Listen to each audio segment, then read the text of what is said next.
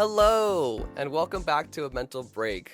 I'm your host, Taylor Simpson, and on today's episode, I have a lovely, lovely guest on the show. Shannon is my guest on today's episode to come and talk about her mental health with all of us. Shannon and I go 6 years back, as discussed previous to rolling the camera. Not 13. Although it feels like that. It sure does. Excuse me. So I know Shannon because her and I were in a City and Color music video together. Woo! That's right, we're famous, everybody. Yep. It's the Wasted Love music video. I have to tell them what music video so they know to go look it up. Specifically, you're correct. Yes, it was for the Wasted Love music video. It was off of his 5th studio album, I believe. I think, don't quote me on that. Somewhere around there. Maybe 4th, I don't know. It was one of his albums. The song is called Wasted Love. 5th. Yeah. I think it's 5th too. That sounds right. Yeah. But so we were in that music video together. It was like a weird I don't know, like not casting call, but just like a weird like competition, I guess, to like see if you can be in it. I don't know. It was like I don't even remember. It was just like a random post or something. Yeah, put out like a social media post or like an email or something. You had to send like all. Yeah, and it was like send your headshot, and then yeah. And so Shannon and I both got selected, obviously, and we got to go shoot that. And I met her the day of the shoot, and we had like our little group that we made there.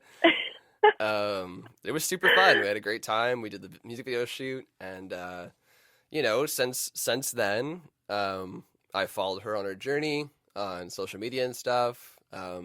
She's in a band as well, which is super cool. She's also an artist along with me and a lot of the other guests I have on the show.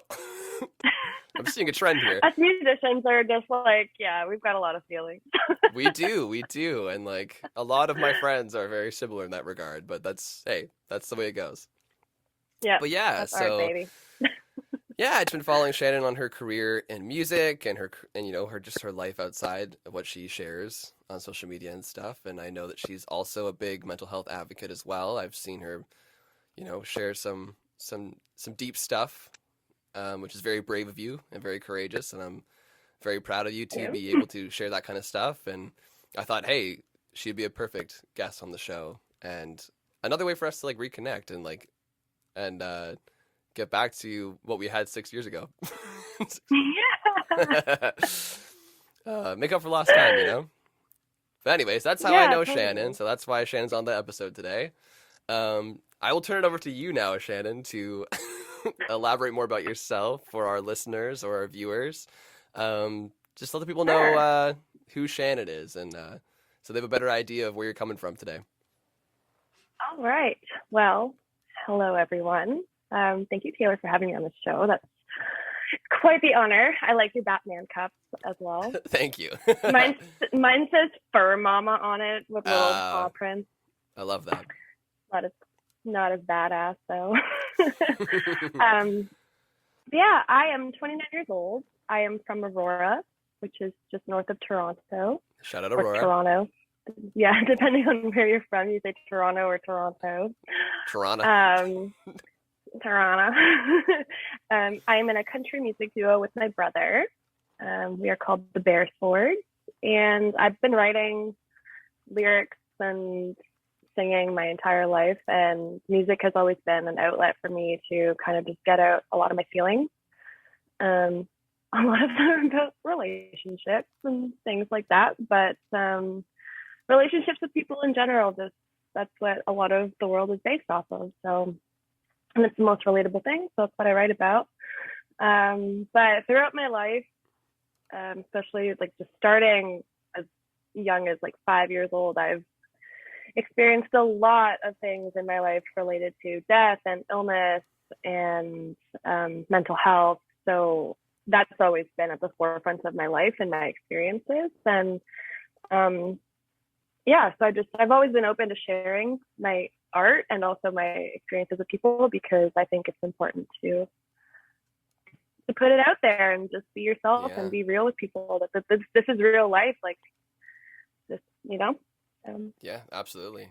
So I'm here to talk about that today. Well, thank you so much. That's a little bit of Shannon, everybody. That's A who little she bit. is, where she come from, where she's been. No, that's great though, and I do want to add to what you said there about like expressing yourself through your art, and also just in a general sense as well. And I do feel like a lot of that kind of plays hand in hand. Like I feel like Mhm. a lot of what happens in your life emotionally and mentally kind of funnels into the art. You know, whether you see it or not, it kind Yep. of like it's there subconsciously. So in a way, you're Yep. sharing it in both regards, right? Just two different platforms Mhm. or two different mediums. Yeah, exactly. And I find your experiences kind of shape the art itself. Absolutely, for Like sure. you don't really, if it's real and it's resonating with you deeply enough, it's just gonna like the lyrics to my songs essentially write themselves. Yeah, it Just just gotta because. flow out of you. Yep. That's great. Awesome. Well, thank you so much for sharing a bit about yourself there, so that the listeners and the viewers can know a little bit more about you and where you're coming from in terms of Mhm. going more in depth about your mental health and stuff, so they have a better idea and everything like Yeah. that. I do want to Buckle up, say, kids. yeah, buckle up. It's gonna be a bumpy ride. Oh yeah. I do want to mention before we move forward with the mental health stuff, just how good of an artist you are, and how much of an amazing singer you are, and um, you know, Yeah. I. It's funny because like, and don't take this the wrong way, but like, I'm not really a big country fan. Never really have been. But I make an exception for you and your brother. You are like the 300th person to tell me that, which is so funny. Like we get that all the time, which Yeah. it's funny. Like it starts off like a backhanded compliment almost, but it's actually, but it's like incredibly sweet. It's like all like for someone to actually say that, like I usually think your music's shit, but like I like this style of music is absolute crap, but like I like yours. It's Hey, that's it's saying a kind of lot in a fun. weird I'm way. like, hey, all right, yeah, it is. Like if we're doing something right, then if we're, you know, getting people from other genres to enjoy it, it's Yeah, I feel like kind of country music is kind of that, unfortunately, that like polarizing kind of genre, isn't it? it is. Like you either Yeah, love it or you hate it. There's no in between. yeah. So I mean, but we try to curate like different styles. Like honestly, if you were to see my Spotify, like I just went on to Spotify and I ended up liking a bunch of like really like 90s like Sarah McLachlan, Chantal Kreviazik, like old like songs from like when we were growing up, and then like a bunch of like big shiny 90s or big Yes, shiny tunes. big shiny tunes. Um, yeah, Love I that. was like, okay, like I love all of this music, and then like I love alt rock and folk rock and alternative folk and stuff like that. That's what I really really love. Like the country music for me. Um, I grew up with it. I really enjoy it, but it's like Yeah, not the newer country music isn't resonating with me as much as the older stuff. But I find a lot more like the bro inspiration country. and comfort. Yeah, I mean, you don't know this even better get than me I would, I guess, started. because I'm not really That's in a that that's a world. whole other podcast episode on its own. Maybe you and I should start a podcast about genres, and then we'll just talk about it there. Yeah. The That'd be good, the bad, funny. and the ugly, and the good, the bad, and the bro country. Yeah, the good, the bad, and the bro. Yeah, that's what it should be called. Oh my god. Yeah, you're right. That is a whole But other yeah, episode. like there's so many. Yeah, but like there's it's the lyrics for me that like I've always been the easiest. Like melodies and stuff, I'm not as strong with it. So like the words and how to write the story and express, that's that's where like a lot of my strong suit comes from with the music. So I think Absolutely. maybe I think that's maybe what people enjoy about it, is because it's not like It's real. it's not yeah, it's not like your Yeah. typical like, oh well, my mom has got my dog in the back of my truck Oh my and god. it's like, Yeah, it's so you know. like disassociated at that point. Like you can't connect with anything because it's so generic, right? Yeah, like I don't have a truck, Yeah, or a tractor and or my a mom farm. died, so like I can't write about my mom. Well, I mean, you being in a could, truck with me. but you can't So, I write mean, it I that could. way. Yeah. I I think make morbid jokes to heal. no, that's cool. That's cool. You're in the right place because I do the same thing. Wonderful. um, I will say though, and like, correct me if I'm wrong, Shannon, because obviously you're the artist. But I would say that like over the tunes that I've heard from you guys, like yeah, there's obviously that country influence, and like I know that you guys are predominantly a country band, but I would say that like 40 to 50% of your catalog is not exactly like true country straight up. Like Mm-mm. I feel like there's some like folk roots there, some singer songwriter Yeah. elements. Like it does bridge the gap, Yeah. between like out of country and into Yeah. other genres. Yeah. Well, I appreciate you saying that because that's definitely what we go for.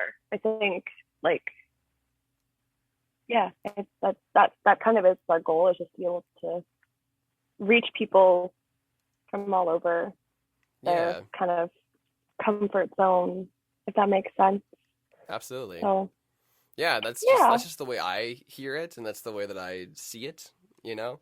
So I But just wanted to put it out there. I'm really happy. Yeah, I'm happy you said that because, yeah, you're not the first person to say that, which is it's really reinforcing and positive for us to hear that because that's what we try Yeah, to do. exactly. It's like you're Like, putting that out there and trying to achieve that, and then like hearing it back is like reassuring. You're like, okay, people are getting what yeah, we're trying to do.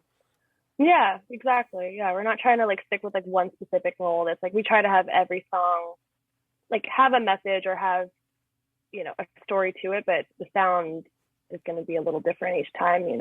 Right, of So course.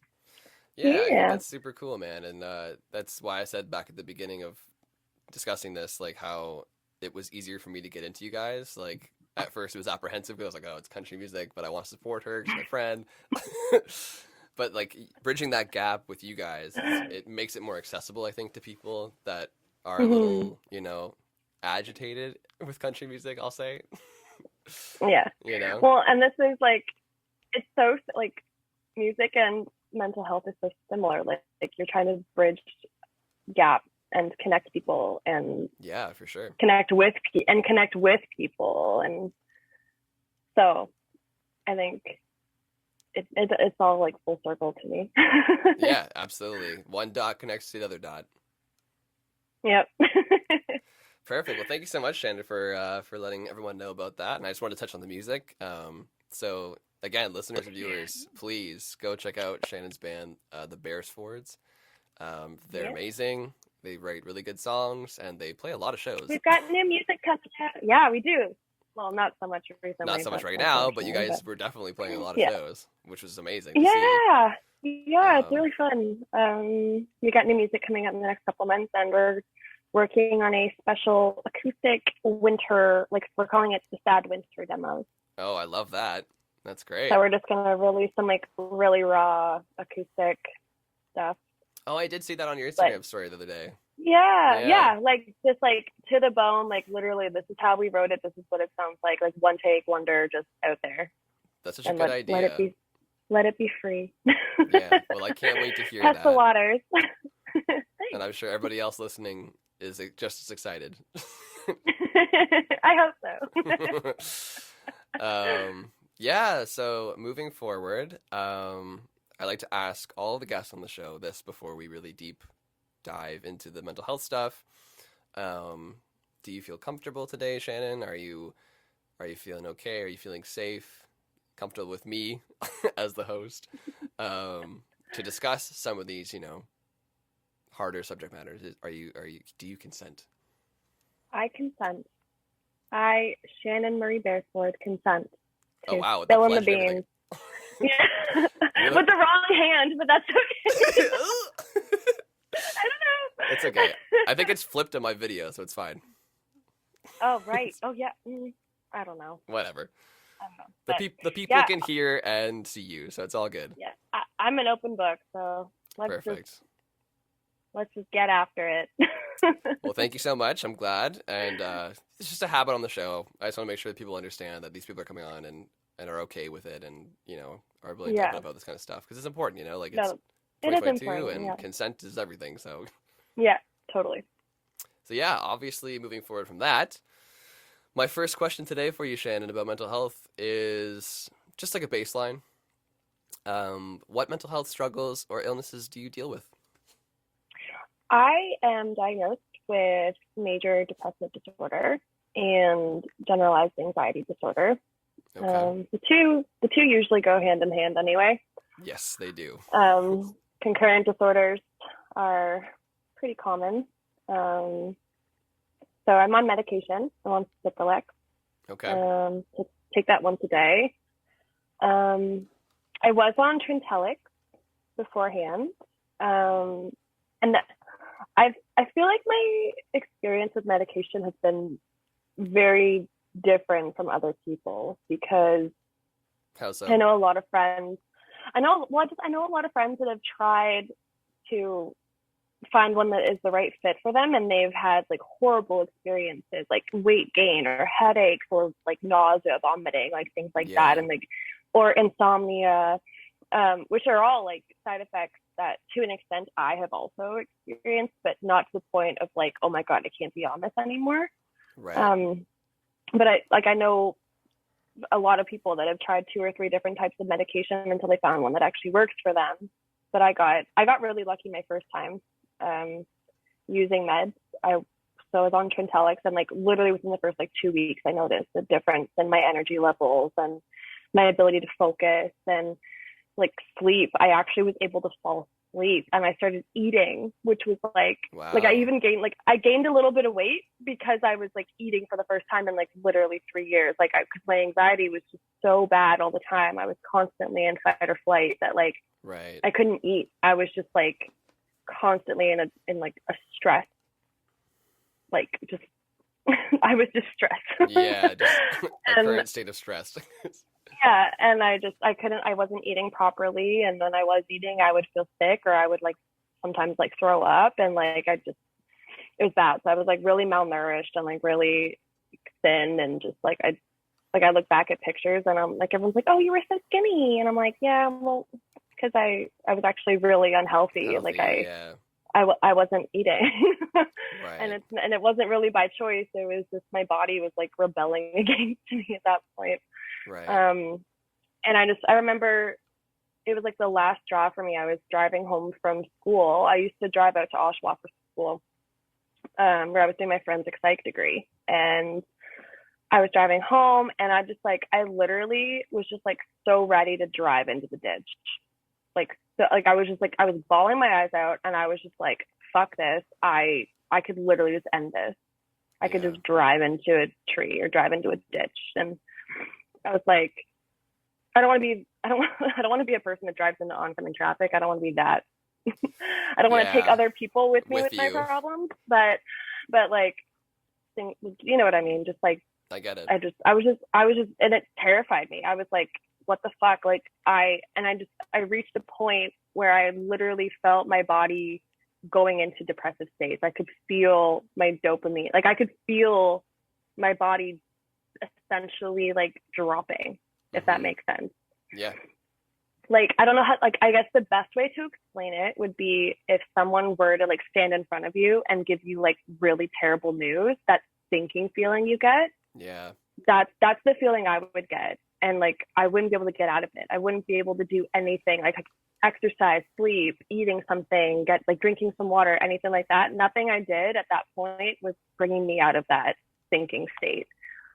Right. And it scared me. I drove home, I dropped my shit off, and I was like, Mom, I'm going to the doctor. I need I need to be on meds, because like at this point it's physiological, and I can't do, like, it's not helping. Like therapy's not Yeah. helping, It's like out of your control at that point almost. Yeah. So and meds were like and I had waited so long. I had literally waited like 3 years. And I think I've had anxiety my entire life, but it took me almost 25 years to really realize what it was, you Right. know? Hmm.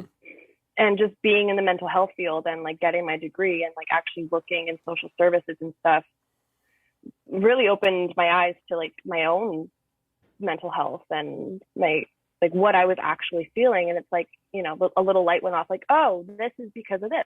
And this is, all the Right. pieces started to fit together. Yeah. So, but yeah, my medication story is like a little different because I noticed the change right away, and it was positive. Like I didn't have any That's bad good, side man. effects. Because like you But said, like a lot of people don't yeah, get that, right? So, yeah, they struggle with it. So, but I hmm mean, when it comes to medication and stuff, like um, anyone that's listening, if they have any questions or are like unsure, then just shoot me a message because I'm always open to talk about it. Of course, obviously, I'm here. that's great. No, thank you so much for that. But it's different for everybody. But that's why I feel like I've been kind of lucky that way. I Yeah, haven't had any like crazy bad experiences with my medication, but that's good, man. yeah, I got formally diagnosed with So severe yeah, MDD the big and two are the PTSD. depression and the anxiety. Yeah, yeah. Yeah. So my next question for Uh, you, you kind of answered already, which is fine. oh, sorry. No, it's totally fine. I probably should reword this as one question together rather than having it separate because I find often more than not people automatically start answering the second question before I. So I should probably just rephrase it. But That's my next fine. question for you is just like, have you been diagnosed by a doctor or professional or whatever? Um, Oh, yeah. so Well, obviously yeah, you I can can definitely answer that elaborate further though. if you want. Yeah, and Yeah. if you have, like, obviously, if you haven't, then you obviously have. So moving forward with that, so you have. So what was that experience like for you? Like, when did you get your diagnosis? Like, maybe elaborate further on that point. Yeah. So I think, well, I'm in Ontario, so like, well, we both are. Hmm Um, so I'm not sure what other provinces are like. I think a lot of them are following suit. Like you could literally like walk in to a pharmacy or a walk-in clinic and have a doctor or pharmacist like do the personal health questionnaire, which is the PHQ-9, which is the depression. They use that for the depression scale. Okay. I think there's 20 questions in it, and they're multiple choice, and they range from severe to not at all Right. Like, strongly agree on or the strongly disagree. symptoms. Yeah, it's basically one of those. And then they Yeah. just tally it up, and then out of 20 is what your score was. So when I was like really, really bad, I was 19 out of 20. Like the only thing I didn't answer was, do you have means to harm yourself? And like, are you prepared to like complete suicide or harm yourself? And I was like, I've never gotten to that point. Like I've I've thought about it, but I've never thought like, oh, okay, like if I set this amount of pills, like these amount of pills, or if I do this at this time, or like I've never done that. Right. So that's the only reason I didn't get admitted to the hospital. I'm pretty sure, honestly. Right. Um, and then there's the GAD-7, which is the generalized anxiety disorder Right. scale that they use, which I think is out of 15 or 18. The same thing. And I scored, I think it's out of 15. I think I scored 14 out of 15. So I was scoring Yeah. high on those, which is like, That's an A you that know, you don't two want. of the tests. Exactly. I was like, those are the two tests that I've done really, really well on, but I didn't want to score And really that's, well. yeah, you want an F on those tests. I don't want to put that on my fridge. Yeah. No, definitely not. Yeah. I don't want to bring that home to mom and be like, hi, I did I really passed. well. Yeah. But yeah,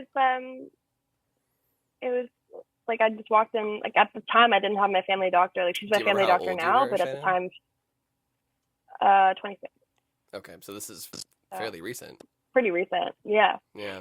Yeah. It took me that long to really like realize like, okay, like I need medication or something because Need help it's of just some sort. like, yeah, yeah, exactly. Like I've done the therapy route, which is fine. Hmm But I think for me as well, because I've got a degree and like extensive training in mental health and social services areas, like I go into a therapy session. It's kind of like doctors are the worst patients kind of thing. Or like, you Yeah. know, that saying, or nurse. Yeah. It's Right. kind of like that. It's like I go into the session and I know How it's gonna run. basically, like I know the guideline. I know like where my feelings are coming from. I know why I'm feeling this way. I know what hormones are causing this. I know why my Right. brain is, you know. You're too So self-aware it's for your own good. yeah, essentially. So it's like, you know, so therapy like just the talk therapy on its own wasn't doing Enough. it for me, right? And so, but yeah, it's like they just kind of, I went in and like they give you the questionnaire to do yourself, and then they come back in and then they tally it up for you, and then they talk to you about like your options in terms of medication or admittance to hospital and stuff. And Right. the hospital system is, you know, for lack of a Flawed. better word, from it's fucking useless. Yeah, it's flawed in every way. Yeah, they'll put you on a form 1 for at least, you know, at max 72 hours, and then the second they deem you not of harm to yourself or others, they're like, okay, we'll see you Bye. later. Yeah, exactly. Like, and you know, it's really unfortunate. I've got, you know, a couple close friends, even just recently, that have tried to end their lives and thankfully didn't succeed. But Thank within God for a couple that, days, they're like, okay, I'm gonna go admit myself and get help. But they're not in crisis at the time, and they're not at risk of harming themselves or other people at the time. So right. they, you know, they stay maybe a night, and then they're like, okay, well, here's an outpatient clinic card, and here's an appointment. Yeah, they get dismissed. And and if they're, you know, it's a sad state that the mental health world is in, because there's so many people struggling, especially with COVID, and especially with Yep. this inflation of like everything around us price wise. Like it's hard to survive financially, and just, you know, it's really hard. Like you literally have to be basically clinging to life for someone to step in and kind of intervene and support you and help you and get you the help you need. And that's why it's really sad, because a lot of times by that point, you know, I know a friend that unfortunately got dismissed from hospital, and within a day of being out of hospital just killed themselves, because they're like, they were at the brink, you know. And it's like, it's a fucking but joke. they weren't in crisis. They weren't in crisis at the time, but it's like, but they're still suicidal. Yeah, the thought is still there, Uh-huh. and like you can't dismiss Like, the action from happening. yeah, exactly. So yeah, that's why I say it's essentially, it's fucking useless, and it's unfortunate. It's rough out there, It's man. just, it's really flawed. And you know, it's not like the people, like I work in mental health, right? Like it's not like people that work in it like me aren't caring and not wanting to do something. It's like there's so many roadblocks and so many rules and so many guidelines and so many things to check off the list before you can actually, like, you know, yell fire and actually get someone's attention. And like, there's so much protocol. You know, so which I and there's get, a lack but of at the same funding, time, it's and like, well, that too obviously doesn't help either. Yeah. And the government not taking it seriously enough ever. Yeah. But we can get into that forever, I'm sure. That's another podcast episode. Oh man. But, like me and you both, man. I agree with everything you just said. And you know, I've spoken about it before on the podcast in season 1. And even the last 2 episodes I just filmed for this season, like it's a recurring topic that keeps coming up, of how like shitty the infrastructure is in this country and every country. And how much of a joke mental health is, and it's disgusting. Yeah, and just as someone that works in mental health, it's like, it's not like we don't care, and it's not like we're not trying. It's just there's a lot of roadblocks that we hit trying to support people, and it sucks. Like I wish so badly that I just had like millions of dollars, because I would just be like, what's your email? Let me just e-transfer you some money. So you can buy some food, get a nice place to stay, you know, Pavlov's hierarchy of needs. Exactly. Start with that and go from there. Well, you know, it's funny you say that, because there is somebody on this planet that can do that. Actually, there's probably quite a few people that can do that on this planet. Yeah. Like Jeff Bezos. I'm looking at you, Bill. Yeah, I'm looking at you, Bill Gates. Or Bill Gates. Definitely Jeff Bezos, though, because he's the richest person in the world now, so... Oh, okay, yeah. Is he the bald one? He's the bald one that owns Amazon. Oh, right, okay. And I did the math the other day about this. I don't know why, but I just thought it was fucked up that he has so much goddamn money that he could pay... Listen to this, Shannon. This is going to freak you out. He has so much money that he can pay every person on this planet all 7.5 billion of us We could all get $1 million, and he'd still have money left over. yeah. See, the like richest people in the world could just all put together 7 billion. Yeah. For each person could get $1 billion. They honestly could, yeah. Each person on this planet could have $1 billion. And if they, if they wanted to be like, how do I explain this? Like, if they just wanted to give money to people over the age of 18, Yeah. then you don't even need probably smart 7 because billion. they just blow their money. Or you put it in like a trust fund or something. Yeah, I'm putting I have Christmas lights. Yeah. I'm turning them on, hoping that it will, like, I don't know if you can have it. Twinkle lights. I love it. Beautiful. I'm hoping that it'll keep my freaking camera from like doing that weird like in and out darkness the lighting thing. Yeah. Yeah. That's okay. Pissing me off. Anyway. It's all good. Anywho. But yeah, so that's our take on the whole healthcare system for mental health. Fuck the government. Yeah, absolutely. I'm with you. But let's get back to you. So my next question for you, Shannon, is I guess we did touch a lot upon this already, but the way I like to view this question is it's just basically like, what has your experience been like, or your perspective of dealing with your mental health?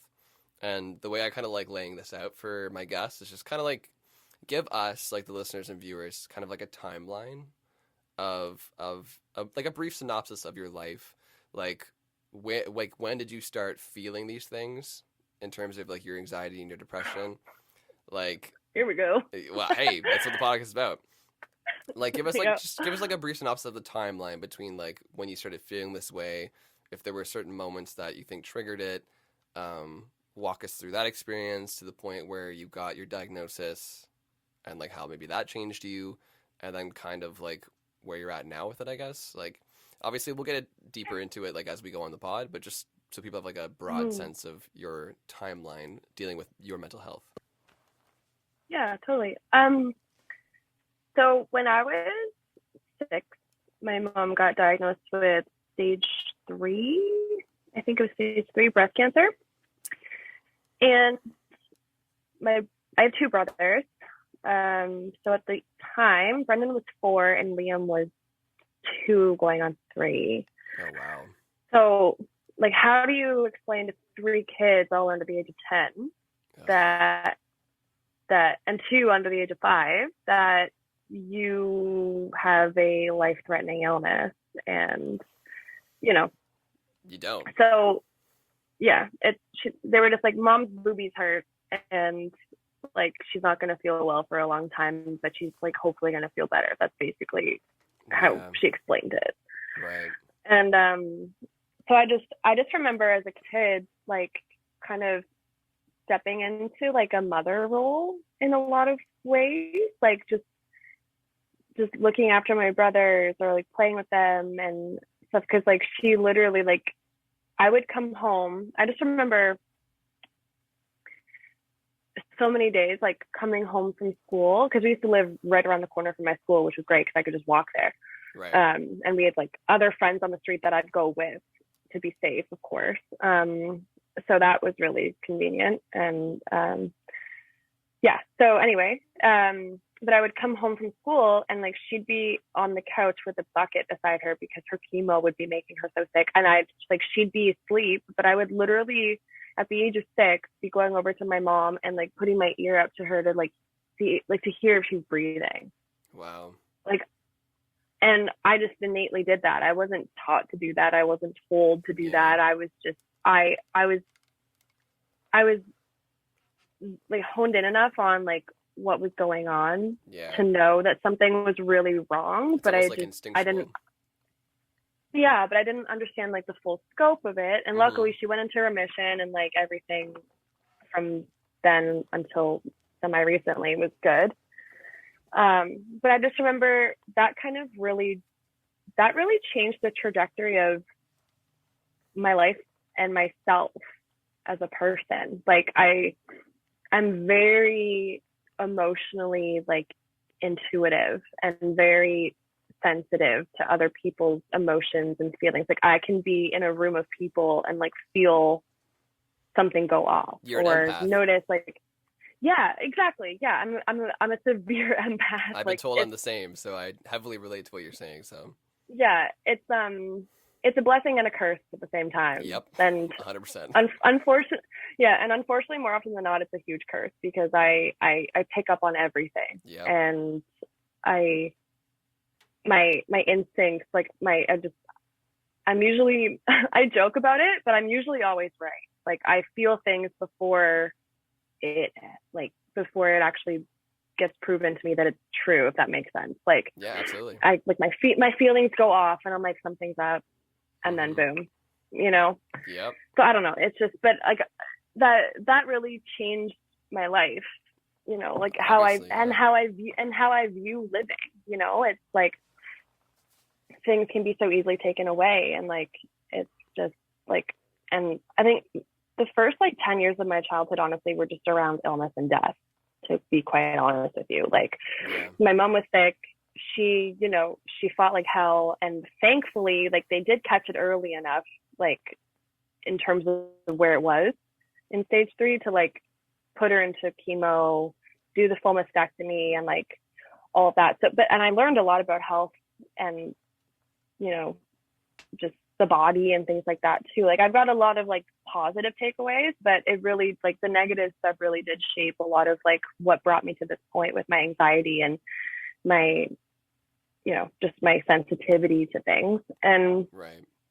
so that started it. And then my grandparents, my mom's dad and then my dad's mom died in the same year, Wow. like 4 months apart. Jeez. And that was really, really, really hard. Like, Yeah. I think I was in grade 6 at that point. So this is like maybe 6 years later. 6 years, yeah, 6 years later. I was 12. And again, it was like my parents were, my dad was working full time. My mom was a stay-at-home mom. She was taking care of us 3 kids, which is crazy busy. And like, yeah, it's a lot. Like, anyway, it's just, I have so much respect for her, and I wish that she was still around so I could tell her everything. But she knows. She knows. Yeah, she knows. I hope. I hope she knows. Oh, she absolutely does.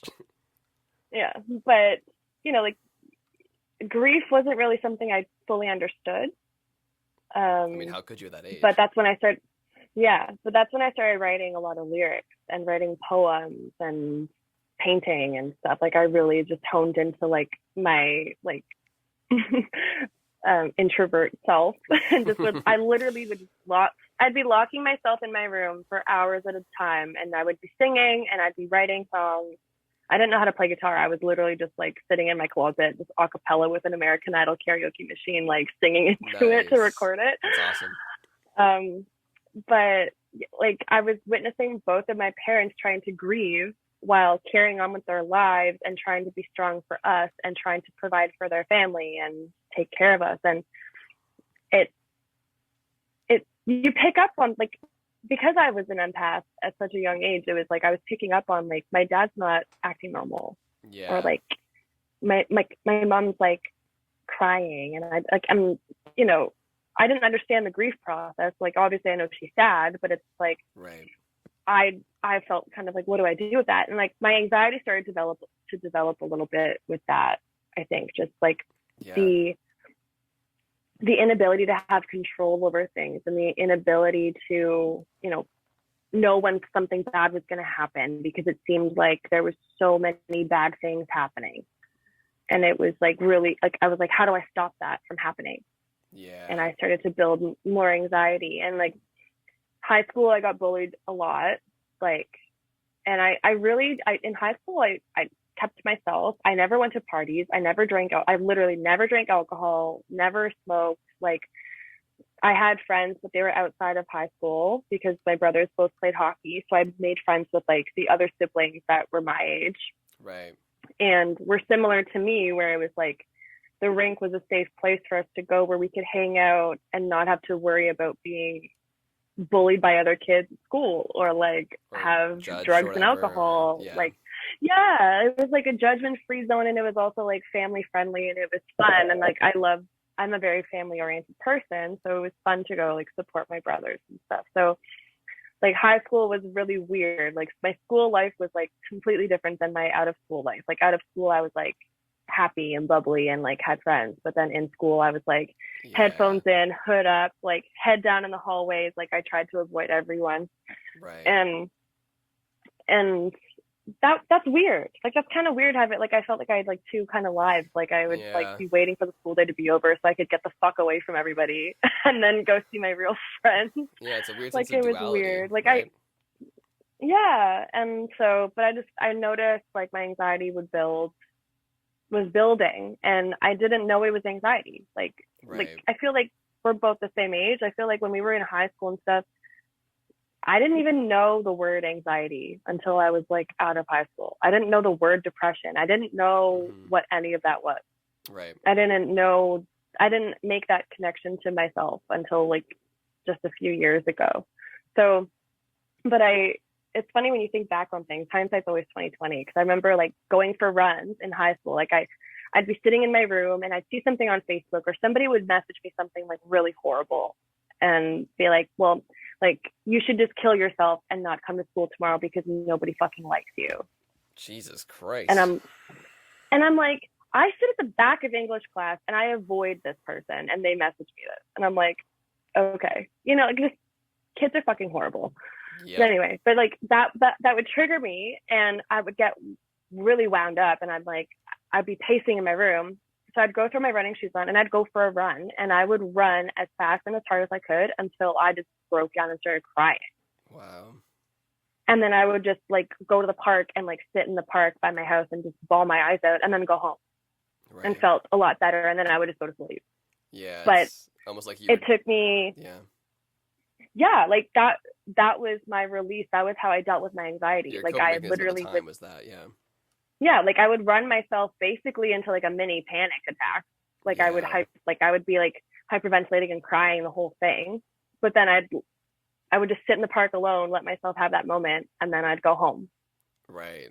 Yeah. But that was my way of dealing with it because I didn't know what else. I didn't really understand what it was I was feeling and like proper ways to deal with it. Yeah, exactly. Like proper ways to cope with it in a healthy way. Yeah, of course.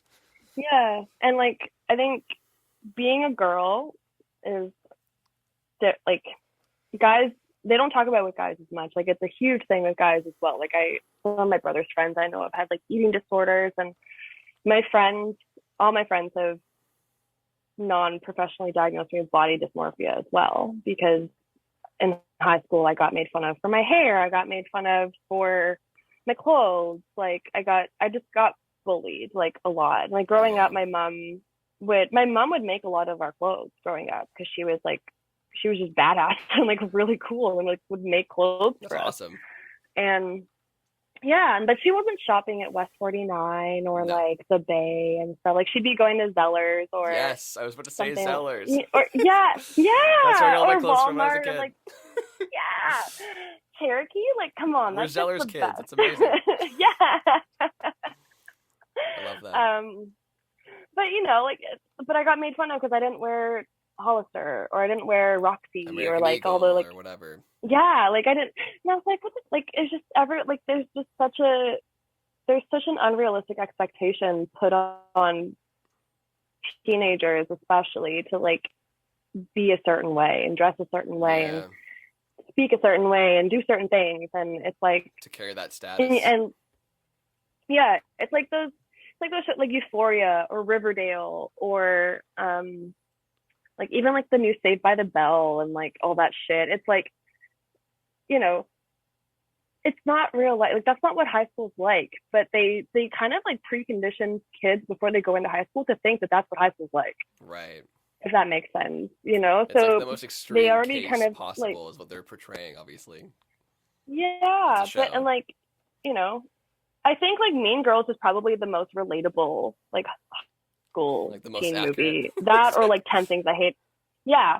And like 10 Things I Hate About You is like one of my favorite movies. Yeah. And that one's also kind of relatable. Right. But even then they still embellish the characters to be like the extra douchey jock or like the major heartthrob. Like we didn't have those.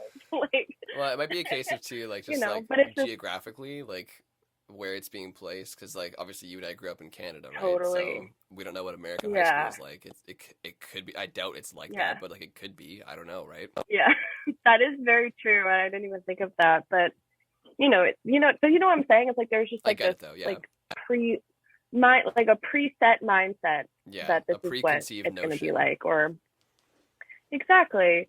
So high school was really weird, and that right? was like my anxiety was definitely starting to come into its full form by the end of high Right. school, and I didn't fully understand it. And then I started college, and I was going to go into nursing, so I did pre-health science um, to take some extra science courses and stuff. And my mom had relapsed on her alcoholism that she had before I was even born. I didn't even know she had it.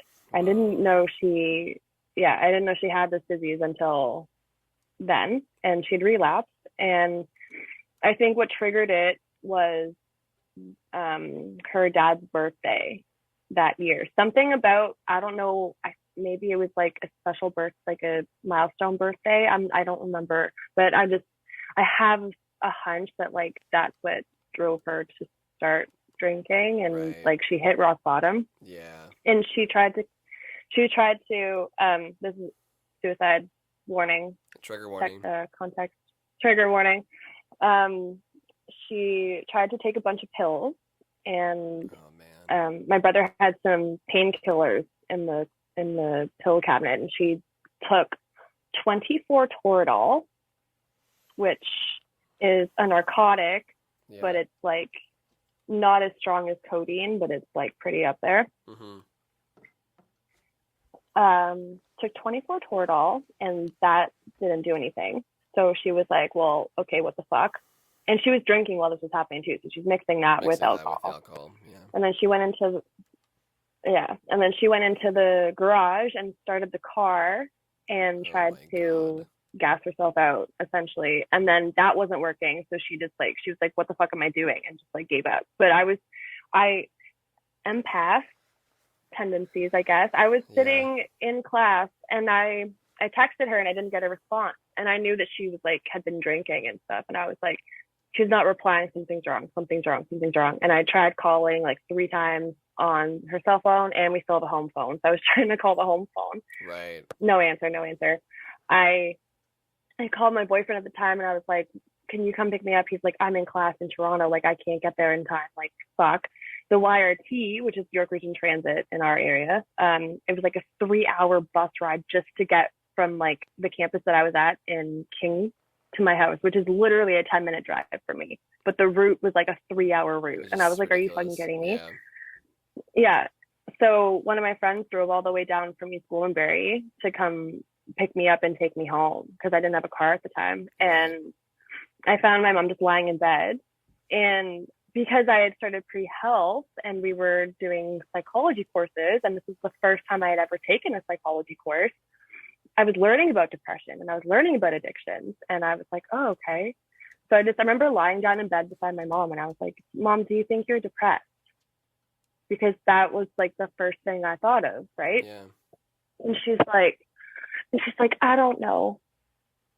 But it wasn't the next day. So the next day she collapsed on the floor, and because we had a deal made that week that I was going to take her to the hospital on Friday if she didn't start to feel better, or if like she didn't feel like she was going to get any help. And I was like, okay, well, if you don't go get it yourself, I'm going to take you on Friday.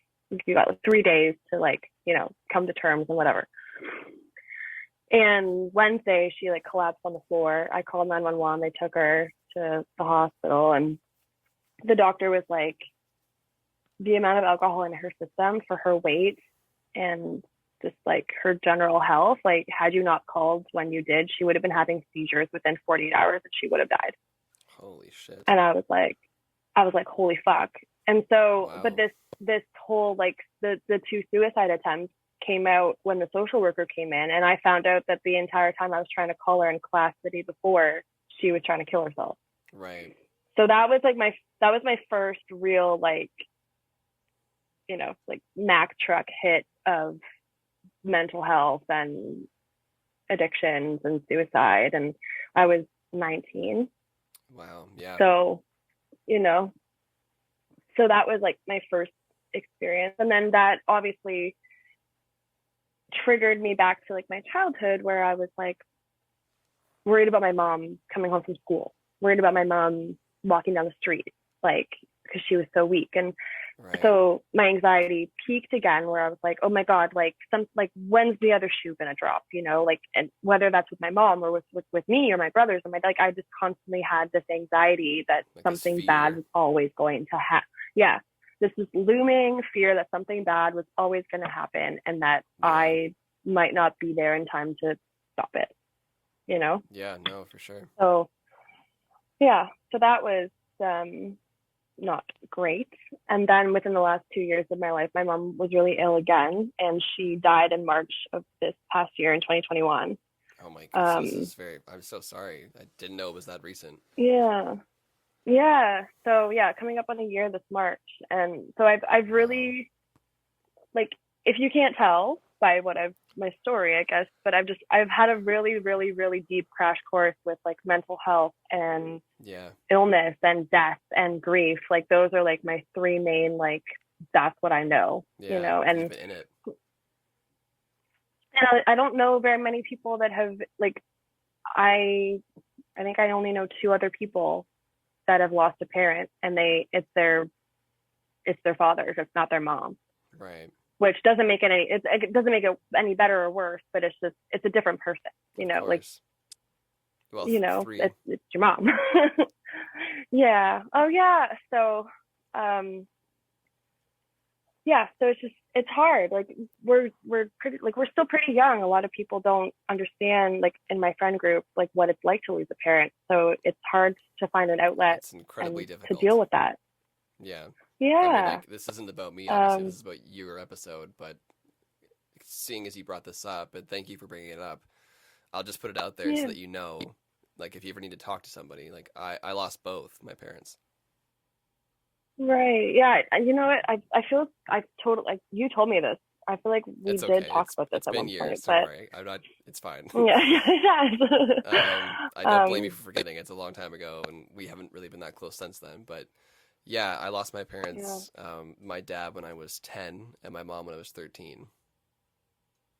Oh my God. So I know exactly how you feel.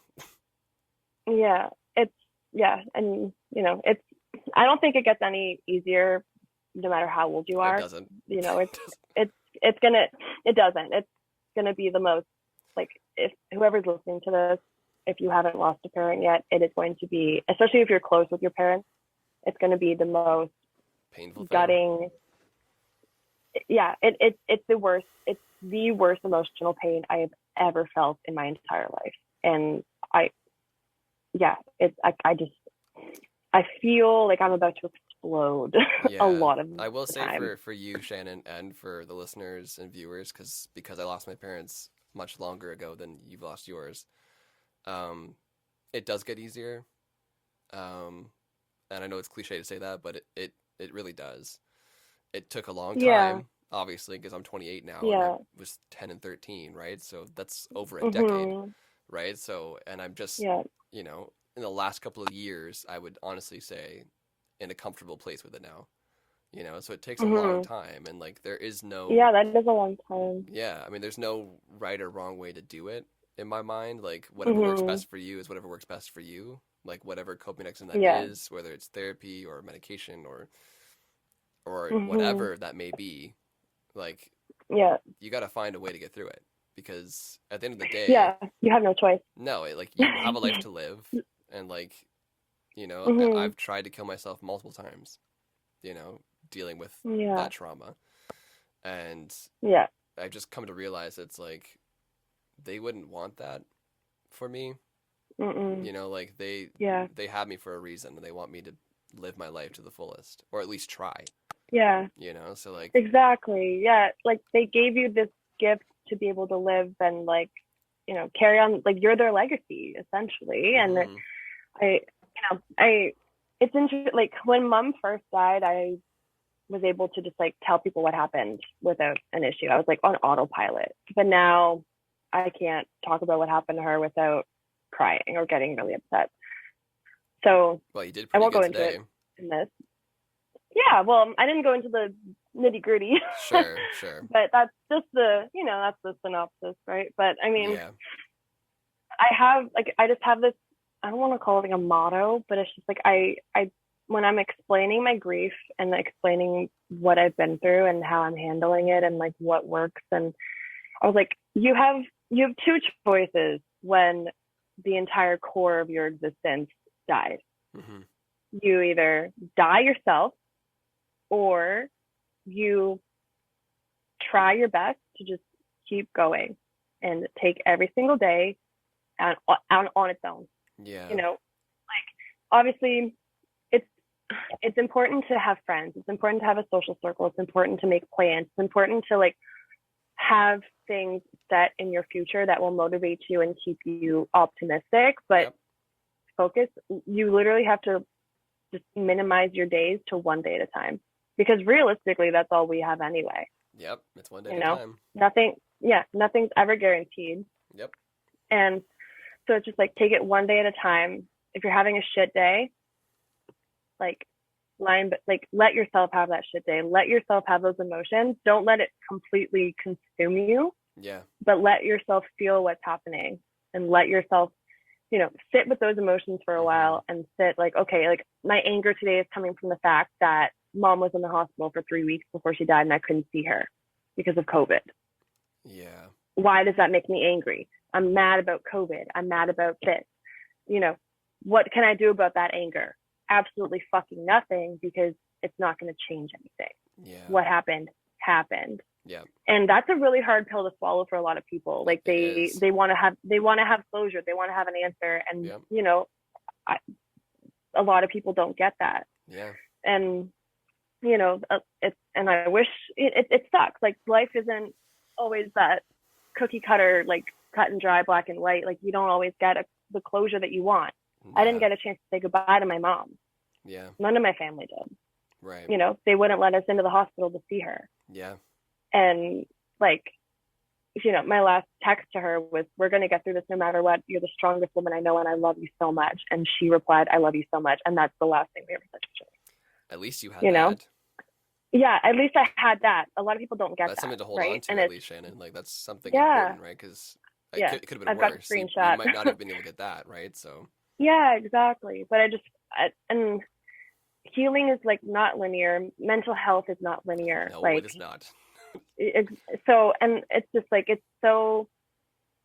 I think that's why I really wanted to come on the podcast today, is just like to like really kind of hit home that like as long as what you're doing isn't fucking other people up and it's not fucking you up in a really bad way, you have to do what works for you. You have to do what's right. Yeah. I Like agree. if having a couple of glasses of wine and like taking a bath or like writing a song is what you want to do, or if like lighting up a joint and just like zoning out for 4 hours and just like blocking the world out, like cool, do it. Yeah. Like I do.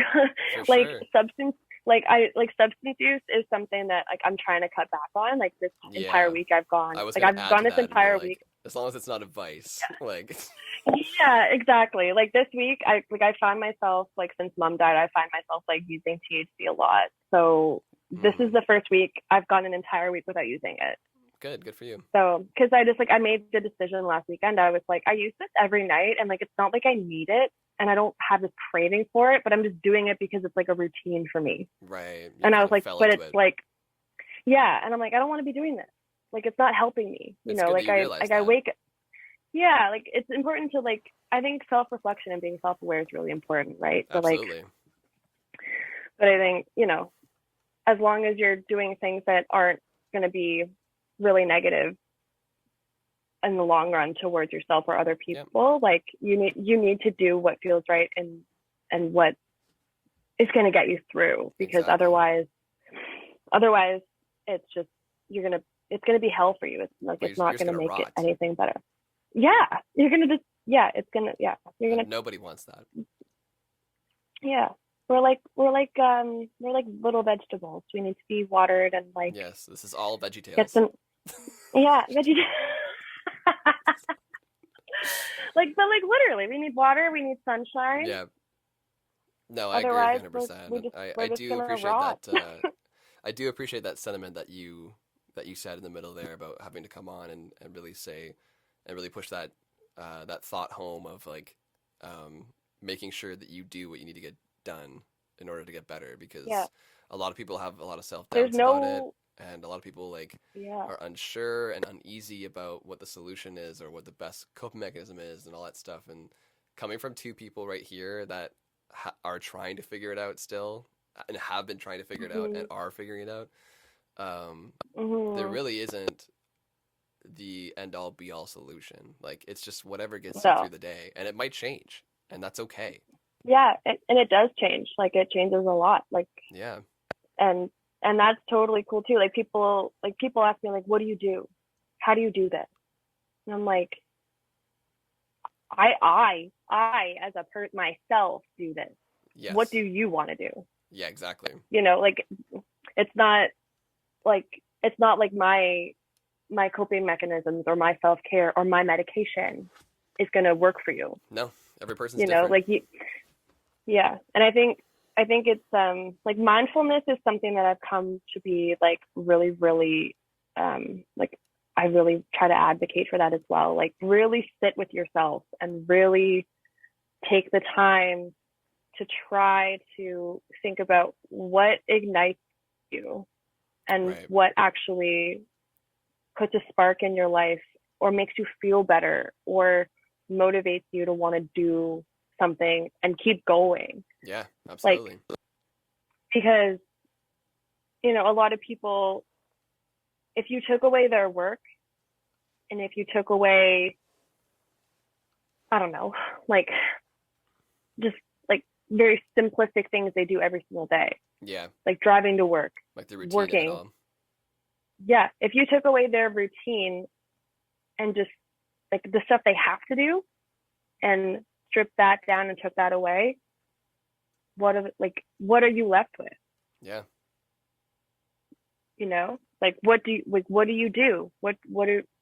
What's something that you do for yourself that yeah, you don't have exactly. to do, but you do because you want to, because it's good for you, because it makes you feel good. Yeah, And a lot absolutely. of people, like we're so stuck on our phones. We're so stuck with like looking at other people's lives through a tiny screen and seeing them doing all these cool, great things. Yeah, Or like, we're stuck going to work for 8 to 12 hours a day and then we come home and we're exhausted and like it's, you know, we get stuck in these like snowball effects of just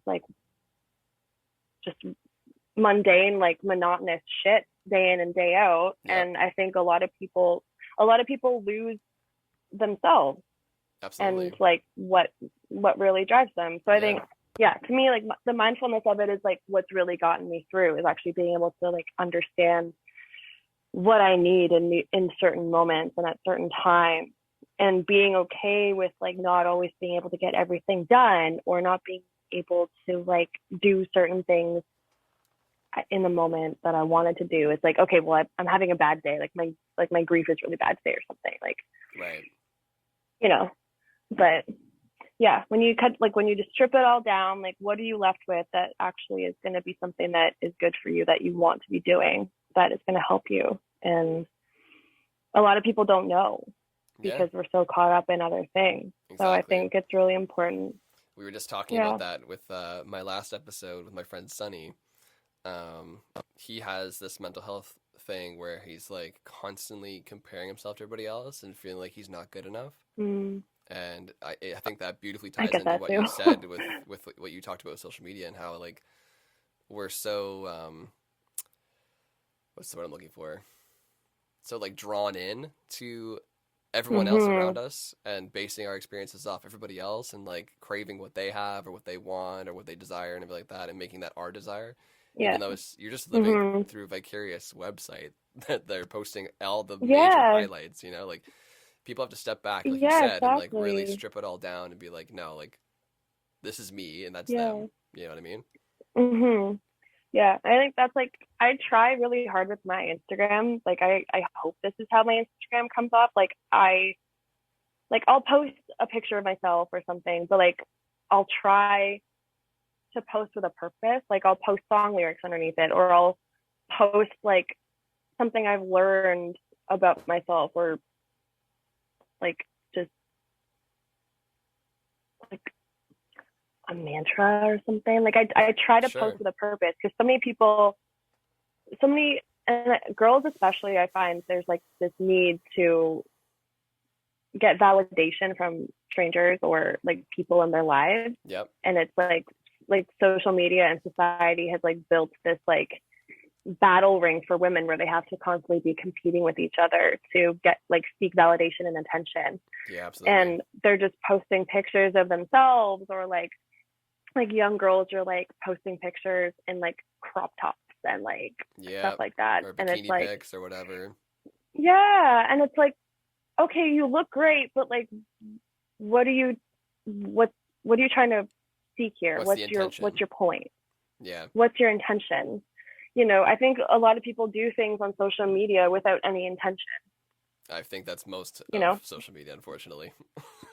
Yeah, and it's so like I try to just be like a little bit different, where it's like my stories, I'm like, I'll post funny videos of dogs or whatever, or like my Yeah. dog. But then like I'll also be like, hey, FYI, the sun's shining today. Like sunshine's really good for you. Yeah, Go exactly. outside if you can.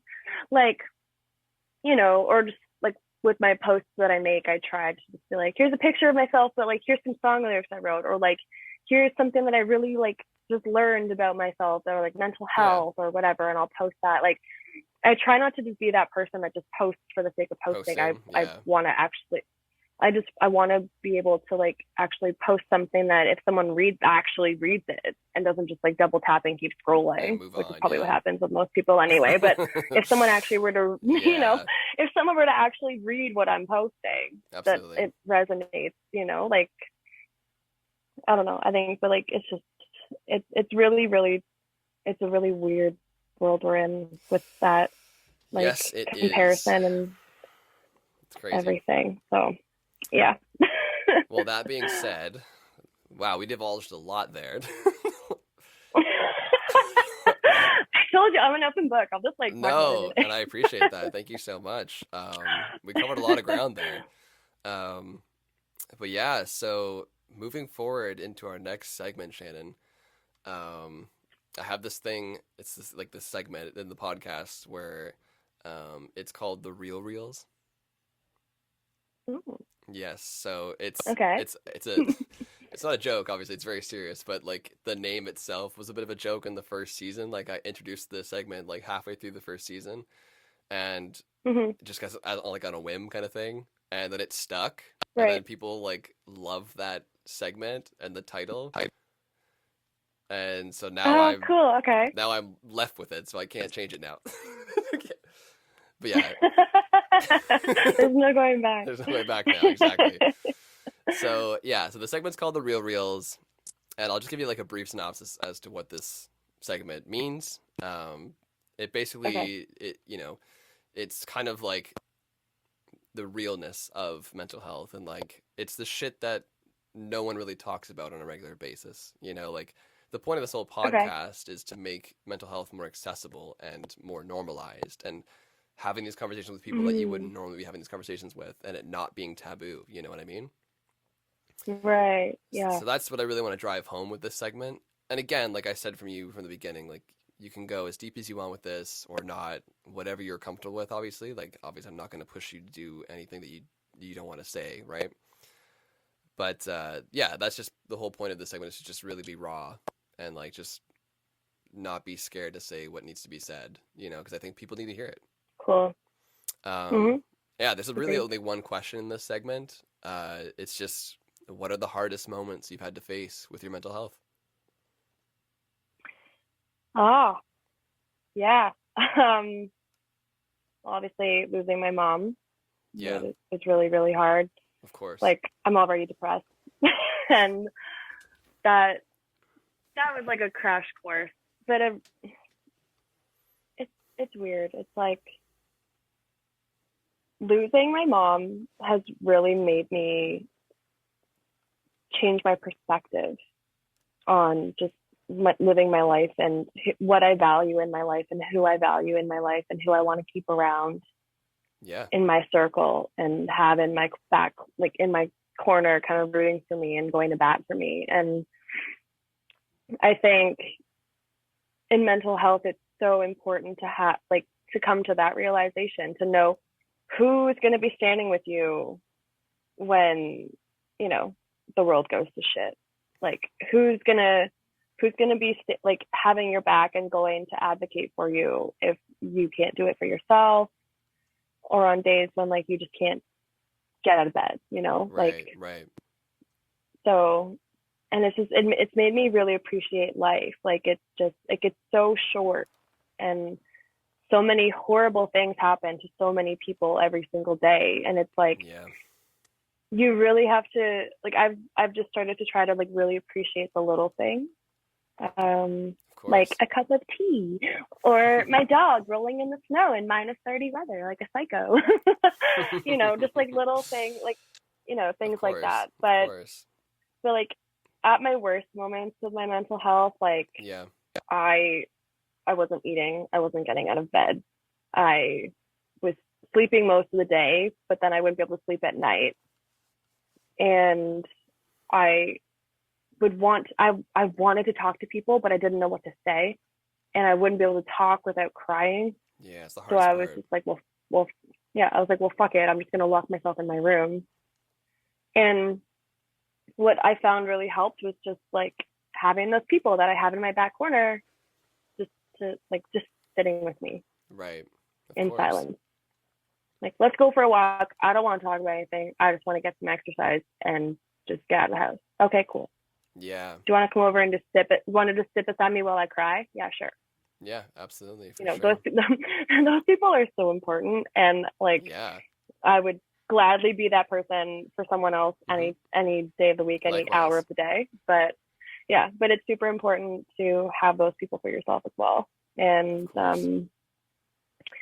but it's definitely not pretty. Like crying in the shower, or like there was so many times like driving is a dangerous thing in itself. But like when you're like ready to just fucking You talked drive about that into, before. Yeah. yeah, like I'd be sitting at an intersection waiting to turn left, and I'm like, I could just go right now. Yeah. Like, It's scary. you know, you literally reach a point where you just don't give a shit about whether or not you live or die, Yep. and that's scary. Like, It's horrifying. it's a really really scary feeling. Yeah. It's like, and you don't really know what to do with it, you know, and Well, you know what you do with it, but you don't want to do that. exactly, yeah, Right. yeah, and so yeah, I just and it's yeah, suicide is one of those things where it's so heartbreaking and so shocking when it happens, and it's like, how do I explain this? It's just like Because you the lost fact that somebody to somebody, suicide, right? yeah, and I wasn't like super close, but it was just someone that like I You knew, knew. Yeah. like it was, you know, and I knew enough of their story to know like that's like where they ended up. But it's just like, Right. I think, and like, it's gonna sound really weird, but like I think people that do end up completing suicide are really fucking brave people. Interesting you say Like, that because usually you hear the opposite. yeah, So it's like, oh I well, appreciate like you saying that version of it rather than what we're all used to hearing about suicide.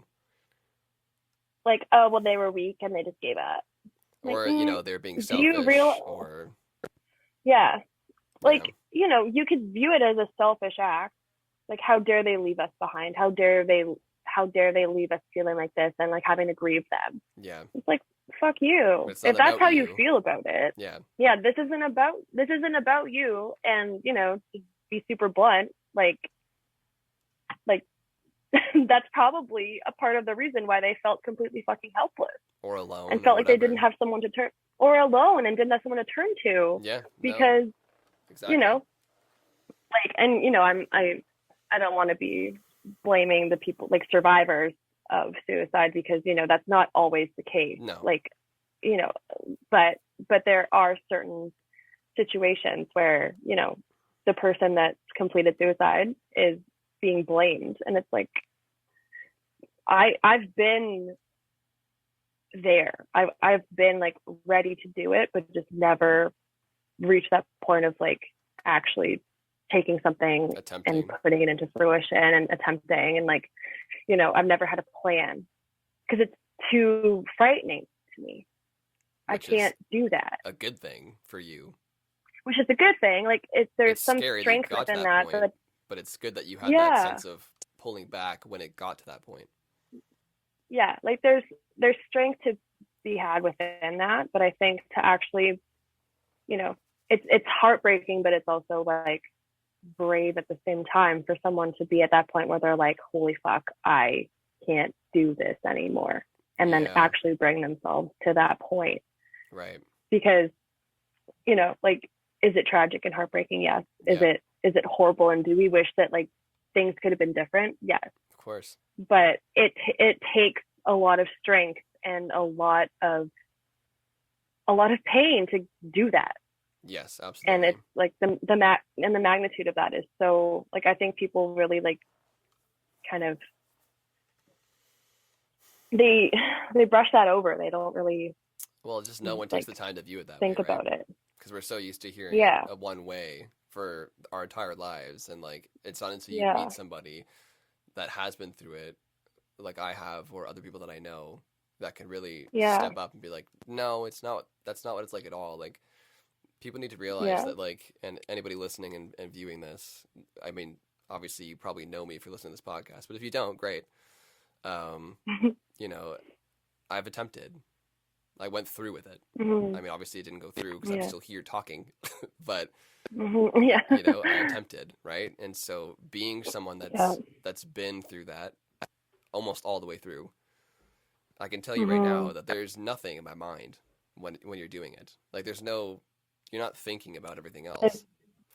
Like Yeah. it's It's just like it's the weirdest thing to feel everything and feel nothing at the at the same same time. time. Yeah, basically, because you're feeling so much, right? And it's like overwhelming that your Yeah. body just shuts down, and the depression takes You're over, completely numb. the anxiety Yeah. takes over, the mental health illness takes over and controls you, and it Yeah. makes you do horrible things Yeah. that you might not necessarily want to be doing, right? Yeah. So if Exactly. anybody feels Yeah. that way of like, or if you know anybody in your life that has taken their life and you were mad at them, I mean, it's understandable, but at the same time, like, please try to step back and think about where that person was. Like, they didn't do Yeah. this to harm you. They didn't do this to spite you. And like, this Yeah. wasn't a selfish act. Like, they were lost, and Mhm. they thought that this Yes. was the only way out. They weren't thinking about you in the Mhm. moment and how that would affect you. They just wanted the pain to end, Yeah. right? So Exactly. I hope that Exactly. Yeah. message hits home with some people, and like people start viewing this differently, the topic of suicide, because it makes me sick to Yeah. hear people's reactions sometimes to suicide, being as somebody Yeah. that's been Yeah. through it before, so Yeah. And my mom trying twice yeah, in one day. Like, like she was very, very close, and just somehow like she had everything stacked against her, like, to not come out of that, and she yeah, of came out of course. that completely fine. And it's like I don't know how, but it's just, how does anyone even know that we're really here, right? like like how did we get It's a here? simulation. But yeah. We're all in the But it's Matrix. just yeah, probably, honestly. Feels like it sometimes. But yeah, so you were But yeah, I saying think the like loss of your mom was hard, and obviously the depression, anxiety yeah, but battle like was hard. yeah, Um, and at the lowest of lows, it's just like the most, like, it's just the most gutting. That's the word I use, is gutting. It just like, yeah, and literally, like, you feel like you have nothing inside of you. You just have nothing to give. yep, Like, just, but at the same time, everything up here is such a mess. yeah, It's such a maze. it really Like, is. it's like you're in a mirror maze with a corn maze inside of, like, I don't know, just it's just like a Yeah, big like mess it's up a in big old here. But mess. then, like, from the head down, yeah, from the head down, you feel absolutely nothing, and you just, that's it. Yeah, it's such a strange feeling to have, and there really isn't any word to describe it. Like, I can't think of an English word that would even come close to describing that feeling, because I just don't know what it is. Yeah, just like I think numb. I Just don't like, even think that covers it. It's below and numb. it doesn't. Yeah, it's But I like, yeah. understand you're trying to get something So close so people can understand if they've never experienced it, right? So it's like it's yeah, hard. And I'm sorry to hear that, you've been not all the way there, but that you even considered in the first place. Like that's still scary on its yeah, own, that you were even in yeah, that place to begin with. yeah. I was in that place this summer even. Like I felt myself going back into that. No, sorry, not this summer, the summer before. I felt myself going back, and like I came off my meds for a little bit because I was feeling better, and I thought, okay, maybe I've regulated my body and sorted myself out, and then I came off of them. And ladies, if you're listening, your period is torture on your body. A nightmare. The hormones that get real, yeah, the hormones and everything. Like Yeah.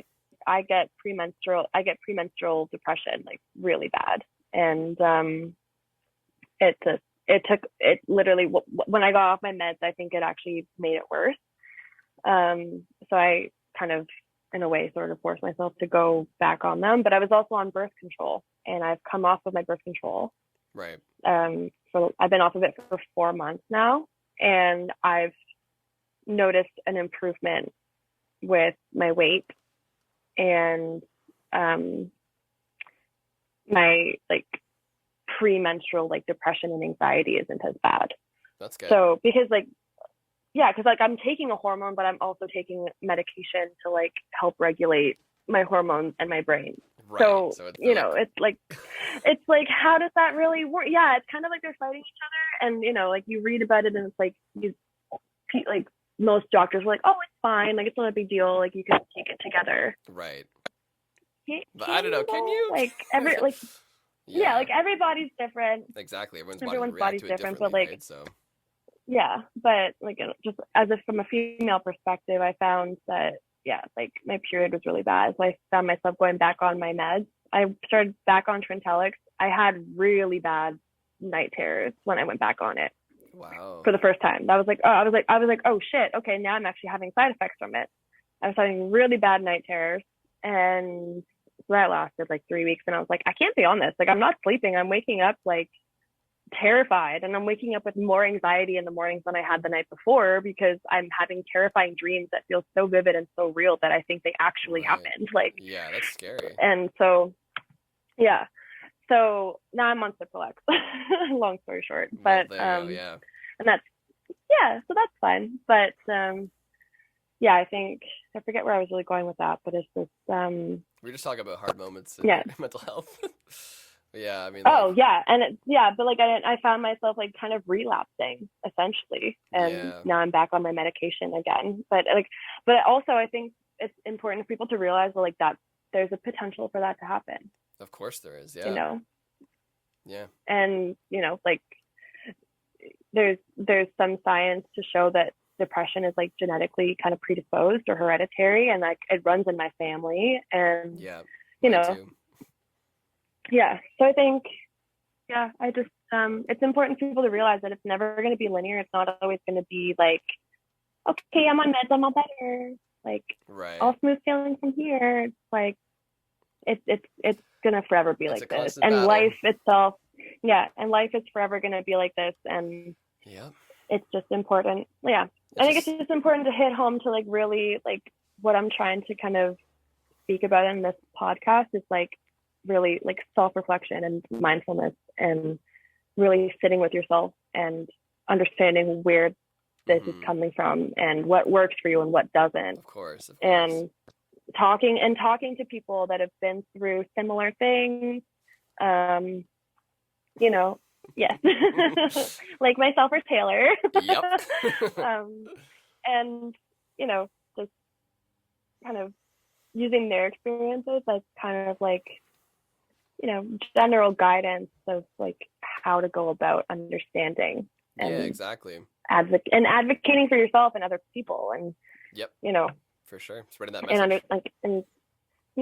And having people in your corner, I think it's really important too. Like, and I agree. There's a lot of people out there that I know that don't have people that they feel that they can talk to or be close with. So like We're here I'm for a you. complete stranger to We're probably, here for you. yeah, like I'm a complete stranger to probably everyone listening right now, but like find me on Instagram and shoot me a message. Like Yes. I open book, like I said, and everybody needs somebody to be able to kind of advocate and be there for them.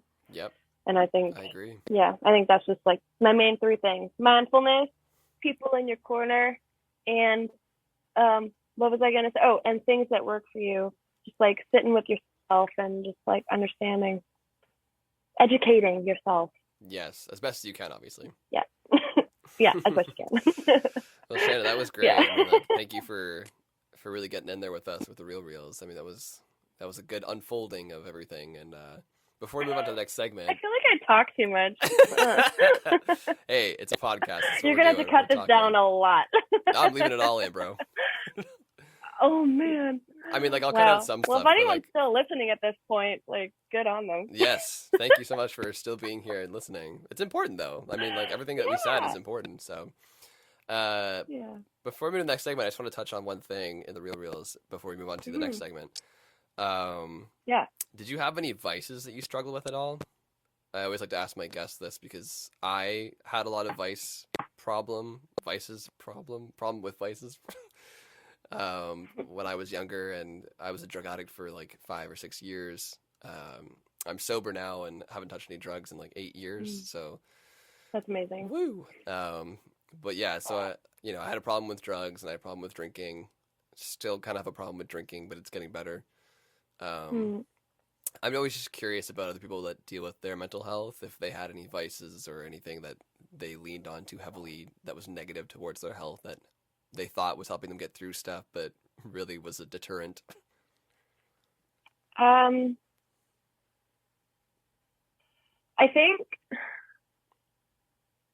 I would say honestly, even now, like alcohol and weed for me, Yeah, like, but like I said, like I don't think it's not so much my mental health that tanks. It's more just like my body. Like I just get tired.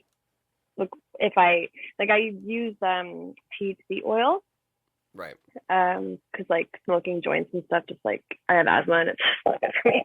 right, yes. If you're gonna do it, you gotta do it healthily. Yeah, exactly. But yeah, I find like I said, I was just doing oil just for the sake of doing it, like, and not because I actually like felt like I needed it for any reason. And at first, it was like a nice thing to have just to like escape and just kind of zone out a bit. And but I would do it. I would color. I would be coloring, or I would be reading, Okay. or like doing like I would be doing like kind of brain stuff, Right. like brain exercise stuff while I was high. So it was like kind of a weird, like a little bit, like I don't know, but Balance. it just yeah. But I've noticed like when I drink, I can have one or two, but like, do I want to stop at one or two? Like, I think I'd have more fun if I had a third one. Yeah, that's the problem. Like that's something that I'm trying to like understand. Like, obviously, I don't drink every day. Like, I haven't had a drink since like Saturday. Like, I don't drink every day of the week. It's one of those things where like if I do drink, it's like really easy for me to finish that bottle of wine, Mm-hmm. or like, and it's like, is that normal? Is that cool? Like, I don't know. Well, I don't know if like, you've done much research on it, but I got diagnosed in 2020 because I had a drinking problem in 2020. Um, I was diagnosed with acute alcohol abuse disorder, Oh, and I had no idea this okay. even existed. I've never heard of it before, but I was diagnosed by a professional at CAMH, Okay. and basically, like, he was saying to me, it's a form of alcoholism, but it's not as severe as what we imagine alcoholism being. Like, you don't need it every day to function, obviously. But he's saying, like, Right. you're doing But it it's like once you start, you can't really stop, kind of thing. Like, essentially, yeah, exactly. So it's like, because I was yeah. telling him, like, I would go, every weekend, and I'd get belligerently drunk every weekend, like past the point of a normal amount. And I would do that every weekend. But I would stop drinking during the week. Like, I'd be fine. But then when the weekend comes around, I'm out with my friends or whatever, and like I'm just finding the excuse to get drunk again. you know. Right. So he's like, that's kind of like Yeah. the middle point. I probably fall into that category pretty That's closely. what I thought I when you would said say. that. I was like, oh, this sounds a lot like what I was dealing with. So Yeah, yeah. And I think a lot, honestly, with COVID and people not being able to go out and do anything, like what is there to do but sit around and just drink with some friends yeah, in your house or whatever? And it's like, yeah, it's so, to me, it's very difficult. I actually find it really challenging because when I'm high or when I drink a little bit of red wine, which is like my favorite thing to drink, right. I my creative juices flow a little bit because I'm a little bit more like relaxed and like Sure. just A little more loose. I just yeah, and like I just think of things. Or I'm just like sitting in my room and I'm just like playing guitar and like I'm a little stoned, like a little tipsy, and I'm like, oh, this is fun. Like, oh, this melody's cool. So Right. it's like it's that's where it's a little weird for me. Like I don't want to say it's a full on vice, but it's because it's like I do productive things Right. while I'm doing something that isn't necessarily the best thing for me. Sure. So I'm like kind of, like I'm kind of reinforcing it, if that makes sense. Yeah. I'm like, oh, I wrote this really cool song, but I drank half a bottle of wine before I got To to get finish it. there. Yeah. Yeah, and It's like teetering on I being a don't. vice at this point. Yeah, so I mean, I wrote a song the other night and I wasn't drunk, so that's fine. But Yeah. like, There you go. yay! Small victories. Small victories. Yeah, but I would say like before I actually like really like drank that much, like when I was younger in high school and stuff, like sleeping. I would just sleep a lot to just try to avoid things. Right. And that, you wake up with the same problems you had before you went to sleep. Yeah. It's just kind You of like know, masking you're it, not, basically. yeah, it's just an avoidance. Yeah. So that's kind of, sleeping is Okay. like, honestly, when you have depression and stuff, like sleeping is like the one thing you really want to do half the time, For the most part, yeah. but I think, yeah, but I think, when you start to just use that as an excuse to avoid having to actually come to terms with things and get down to the nitty gritty of figuring out and making yourself better, it's not ideal. No, exactly. You can't sleep through your problems. No, you definitely cannot. Because, like you said, when you wake up, they're still Mm-mm. going to be there. Yep. Okay, Yep. well, thank you for elaborating that for me. I appreciate that. You're Giving welcome. the listeners and the viewers a bit more in-depth look there. So yeah, Yeah. the next segment is a lot lighter than the real reels. It's kind of like, Okay. coming out of the darkness, hopefully. I mean, obviously we all still carry darkness with us. It's, like as we said in the Yeah. in that real real segment, like, it's kind of an uphill battle, but it does get easier over time. You find out ways to get better and Mm-hmm. stuff like that and deal with it better and manage it better. So that's kind of what this segment is all about. It's like the recovery stage, like, we have the problem now, we've identified the problem, and how has it gotten easier or just more manageable. So this segment's called the Right. rainbow segment. Oh, I love rainbows. Yeah, so in the rainbow segment, the first question is just, are there any positive things that you've discovered or are still finding out about yourself in dealing with your mental health? Yeah. Like I said, I'm discovering like what's working and what's not.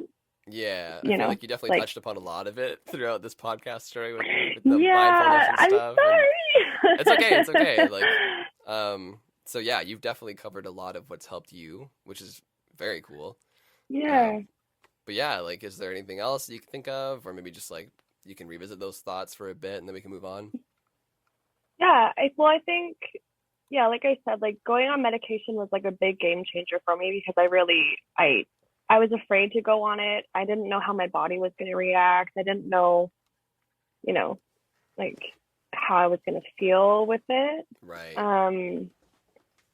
If I was going to make it worse or better, I don't know. Like it's a daunting thing, especially because like it's not something that I had a lot of education on prior to. So, yeah, it's just kind of daunting, and it's like it's when I don't have a lot of friends that are on medication. it makes it a little bit harder. But once I put on my Instagram story, and this is actually, I remember it, a year and a half ago when I found myself relapsing, I Yeah. put an Instagram story out saying like, who's on meds, if they feel comfortable, like answer this and let me know what you're on and how it's affecting you. And I had so many replies from people that I knew or like people that I still talk to. Right. And I was like, oh, damn. Okay, cool. Like, I don't know. I've got like 1,200 followers or something on Instagram. And like, I didn't obviously get 1,200 replies, but like Yeah. a good handful of people that I actually know out of the people that follow me Right. were like, oh, I'm on this for this and I'm on this for that. And I'm like, okay. So like, it's definitely a thing, Absolutely. you know, Yeah, of and course. yeah, but it's not something that's really talked about, right? No, So, you're right. You're right. It's not visible and to you people, to see, right? yeah, exactly. And people don't really talk about their experiences on it unless somebody asks. It's not something that like just comes up in a conversation at dinner, right? Like, Exactly. But this is the point of you this know, and podcast, is getting the conversations to be yeah, there. exactly.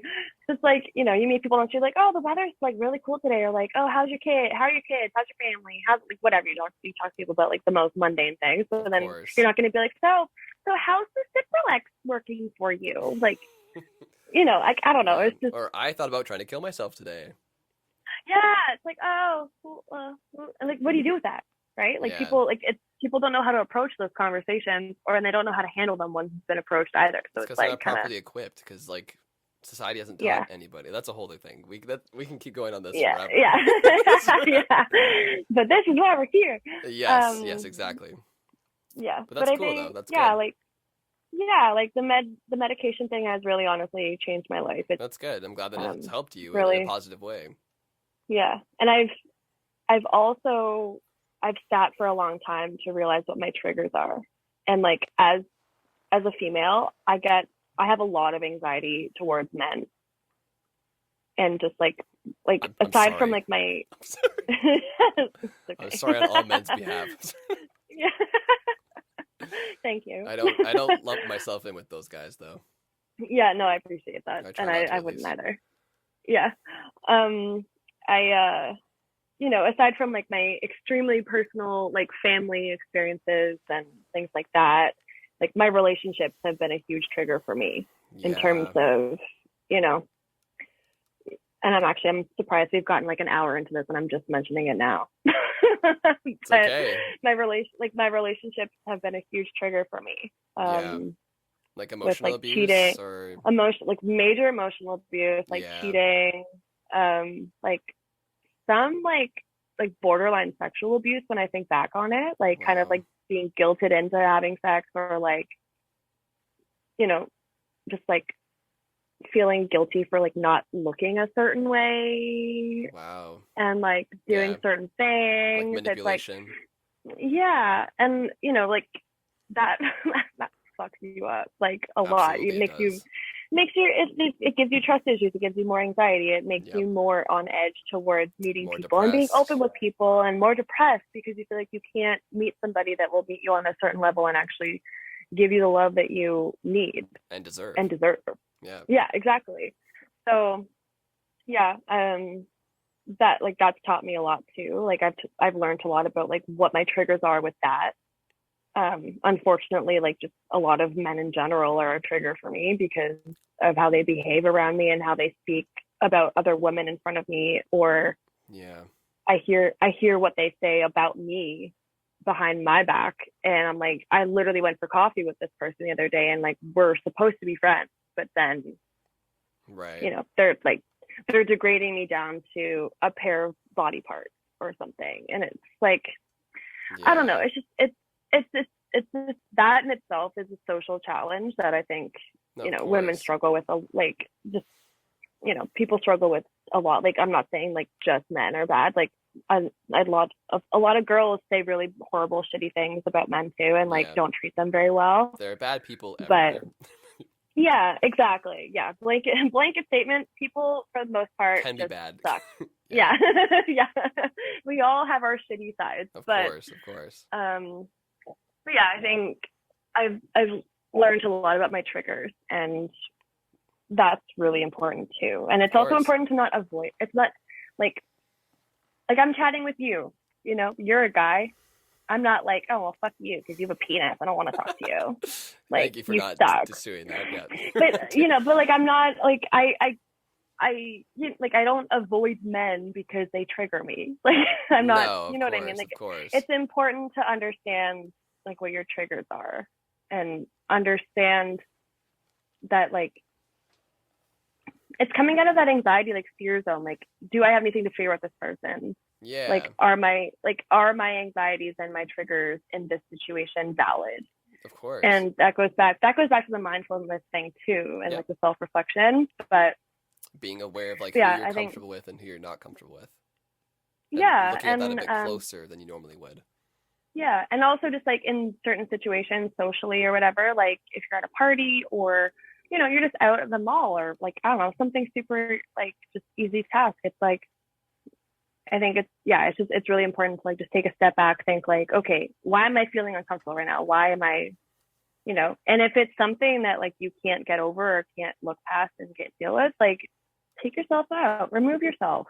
Yeah, Don't put yourself through don't put yourself through things that are going to cause you harm unnecessarily when, you know, you could just remove yourself, you know? yeah, absolutely. But that's something I've come to really learn through my mental health is like, you know, to not avoid, to accept and to, you know, take a step back for like, you know, 5 minutes, 10 minutes, 5 seconds, whatever. Yeah. And be like, okay, this is why I'm feeling this way. Can I get over it in this minute? Or do I need to like remove myself? Mm-hmm. Or do I need to like run to the bathroom and just hide for a second and just like cry real quick and then come back out and I'll be good? Like, Right. because I've done that numerous times where I'm just like, I'm not okay. And then I just like excuse myself. I'll literally go cry in the bathroom, fix up my face, and then come back to whatever I was doing. Right. And just say, okay, I'm good. But you have to allow yourself to have that vulnerability with yourself and also to give yourself that space. Yeah. If that makes sense. No, it totally makes sense. But I agree with you. But that's my rainbow side. I've I love that. I've come to just be like really comfortable with myself and accepting my triggers. And that's huge, and man. It takes time understanding to get that. them. So And the fact that you're there and yeah, you're experiencing these things is such a good outcome that you could ask for. yeah. I think the big title of the rainbow would be like, I'm proud of Shannon. I'm proud of myself. I'm proud of Shannon. Aw, thanks. You're welcome. I feel like we've been on a journey together today. And yeah, totally. I always feel this sense. It always feels this way, like entering the rainbow segment and like, you know, towards the end of the podcast where it like kind of all comes together and you see this like like I said, we've just been on this like journey together of like describing your life and like walking through it, and I feel connected with the guest by the end of it, and just like it's just like wow, like we got through this, you know, and like we're learning together, and it's just like I don't know, it's just like this cool like symbiosis moment. Yeah, well, I'm very thankful for you, and I'm very thankful that you're still here. Thank you. And I'm super stoked to be able to come on and chat with you and share my experiences with people and what I've learned. And yeah, I mean it's very brave, man, and we have a couple more questions left. Don't worry, like we're not done. Oh, okay. Yet. I thought we were almost done. But we only got a little bit left. Don't worry, and then okay. Yeah, we'll wrap this up. But and then I get to go walk my dog, exactly, which is a form of self-care. And I gotta walk my dog too, so we'll both be walking dogs. So the next question, we've definitely hit a lot of it already. So you can just briefly summarize if you want to, or if there's anything new that pops in your head, go for it. But basically is just, have you found any constructive ways or solutions or coping mechanisms in dealing with your mental health better these days? Yeah. I mean, yeah, like, and obviously, like, the self-reflection and stuff that I've talked about, like, this entire time is really important. Very important. The mindfulness. Yeah, but, like, I'm, like, big self-care advocate, too. Like, yeah, that's huge. I love reading. Obviously, songwriting is, like, my muse. Like, that's just something that I always have done and will probably continue to do, even if I don't end up, like, I want a career with it, but, like, and you will. Not, Hopefully. We'll see. Not hopefully. You will. I will. I will I'm make manifesting career. it for you. Okay, yay! Yeah. But that's something I'm always going to do, even if it's not, going to be financially, back for me. But hey, but the wealth you get from doing it mentally and emotionally exactly outweighs any it's sort like of financial. Yeah.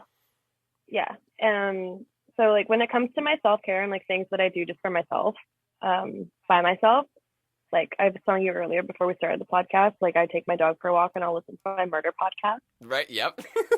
Which is it's very super like I think it's so funny to me. Like my dog is 100 pounds and he's super cute and he's big and goofy, and like people will stop me on the street to say hi to him because he's just such a unique looking dog, but he's like so cute and friendly. Yeah.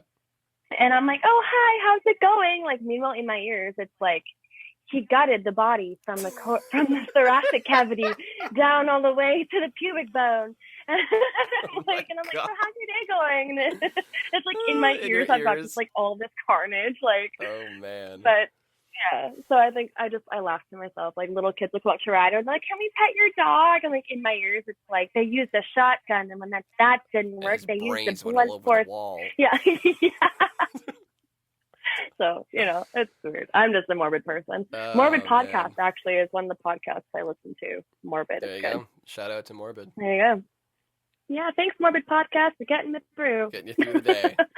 Get me through my morning walks. But I journal as well. I like to journal. That's like a good songwriting one, is kind of like a journaling thing for me. But I actually I was up in Tobermory and I went into this little bookstore in the summer and they had this like gratefulness journal. Oh, nice. And I was like, and I didn't have to buy it. Like I could just literally just write down things, but it was just it was just very aesthetic and it has flowers all over it and it's nice. Cute. So I bought it. Yeah. And it's just like, there's like little writing prompts, like today I'm grateful for, or like there's like little like quotes and stuff throughout. So it's just nice to like be able to like, if I'm having like those moments of like significant gratitude and I want to like put it down on paper and like put it out there in the world, essentially, like I'll just write it out. Taking baths, an hour-long bath, apparently at like a pretty high, like not scalding, but like a high temperature, apparently is really good for you. Yeah. You sweat out a lot of some toxins out. I can imagine, yeah. That's why saunas are probably good too. Yeah.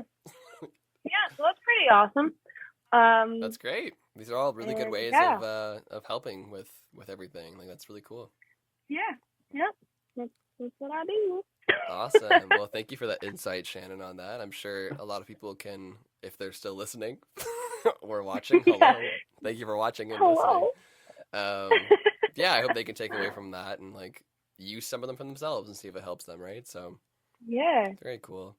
All right, Shannon. Well, I got the last prompt here for you. It's just any final thoughts or feelings that you want to express to the listeners, to the viewers. It could be a message of hope or some sort of advice with people dealing with certain things like yourself.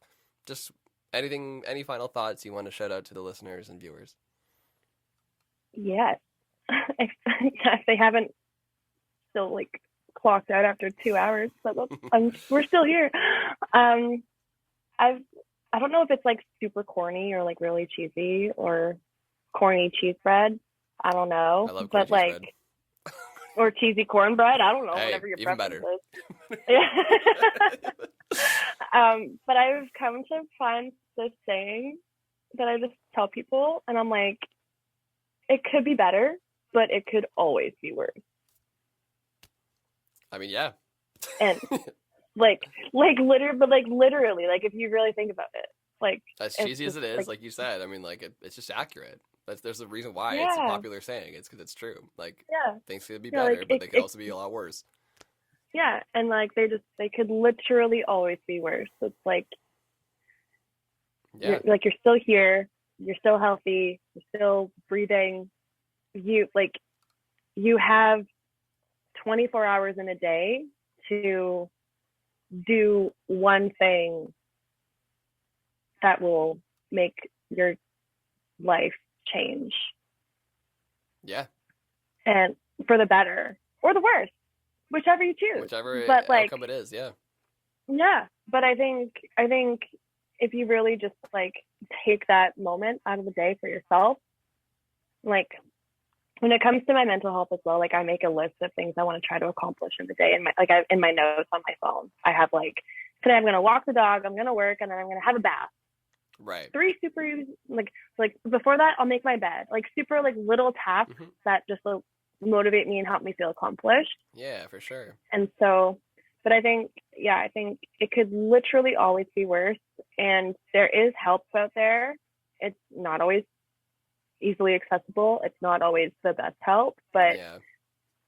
but one door will always lead to another door and another avenue and another path and another person. And that person could change your life, Yes. or that decision to do this could change your life. And Yep. I think just, I don't know, it's just trying to keep that in mind when you think that you've hit your absolute fucking rock bottom. Like 4 months ago, I had $20 in my bank account. Literally, I had $20 in my bank account. Like I was trying to scrape together money to go buy food or like buy tampons, like literal means of life, like Wow, man. things I needed. Yeah. Like I live at home with my dad, like, Yeah. but I like my finances are shit. Like when I think that it could always be like it couldn't get any worse, like it It could. probably could. Like I have a home, I could be homeless. Yeah. You You could be know, on the streets I or living in a yeah, fucking like tiny ass yeah, basement bedroom somewhere and not be able to afford to live there. yeah, like or like I have like I have my brothers, I have my dad. Like it's just it's yeah, it's like it's really hard when you're feeling like there's nothing and you're feeling helpless and you're feeling everything and nothing at the same time. Yeah. But like try if you just try to be grateful for like the smallest things, like oh I saw a bird today, or oh I saw a dog today, or the Yeah. sun was shining, you know, it will slowly start to help change your perspective. And like I said, one door will always lead to another, and you never know who's going to be behind that door and who will Exactly. support you and who could change your life. And or you could be that person for somebody else. Yeah, you know exactly. It can go so both ways, for sure. yeah, so just keep fighting the good fight. And That was beautiful. you know thanks. What a Reach out to lovely me anytime. what a lovely last message from Shannon. That was beautiful. I will add to your amazing ending point there with saying a nice lighthearted thing. Well, I mean it was all lighthearted obviously, but Yeah. I'll end on a joke here. But it's just basically like, have you seen the movie Zombieland? Yes, it's been a while. It's been a It's while, been a obviously. hot minute since I've seen it, but But yes. it's funny because like no one takes me seriously when I say this, but like I literally live my life to those zombie rules. Like not all of them, obviously, but like it's like rule number Brains. 32. Enjoy little things, Yeah.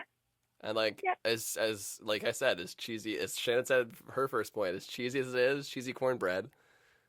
Just enjoy little things, like you don't know like how long you've got on this planet until you're gone. So like just go out for a walk Exactly. and like Shannon said, like go look at a bird or a tree or a lake or whatever, Yeah. or Yeah. another person or what, like who cares? Just go find Yeah. the beauty in these little things, because Yeah.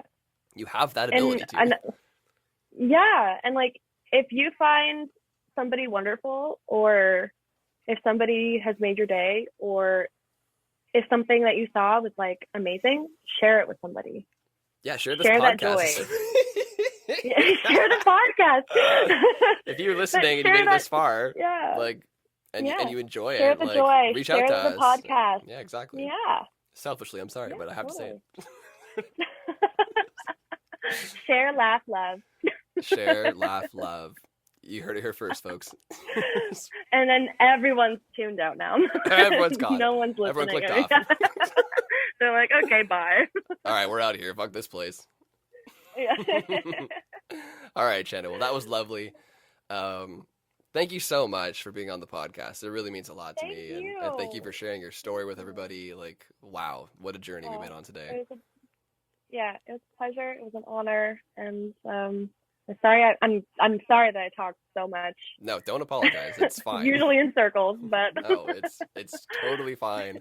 That's what this whole platform is here for, to express however you express it, right? So Yeah. no, but just a big thanks to you.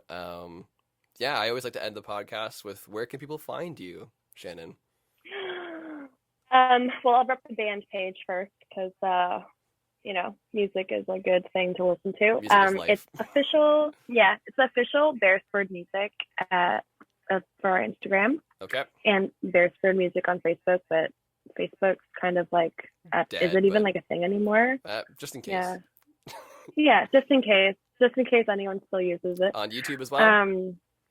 Yeah, we're on YouTube. If you just like search the Beresfords, we've got like a page and beautiful. All of our music's up there. And so you can listen for free. Apple Music and Spotify and all that good stuff? Yeah, all the things. And then my beautiful. personal Instagram is Shannon Marie Beresford. Shannon Marie Beresford. That's me. Go shoot her a DM. She's a lovely person. Yeah.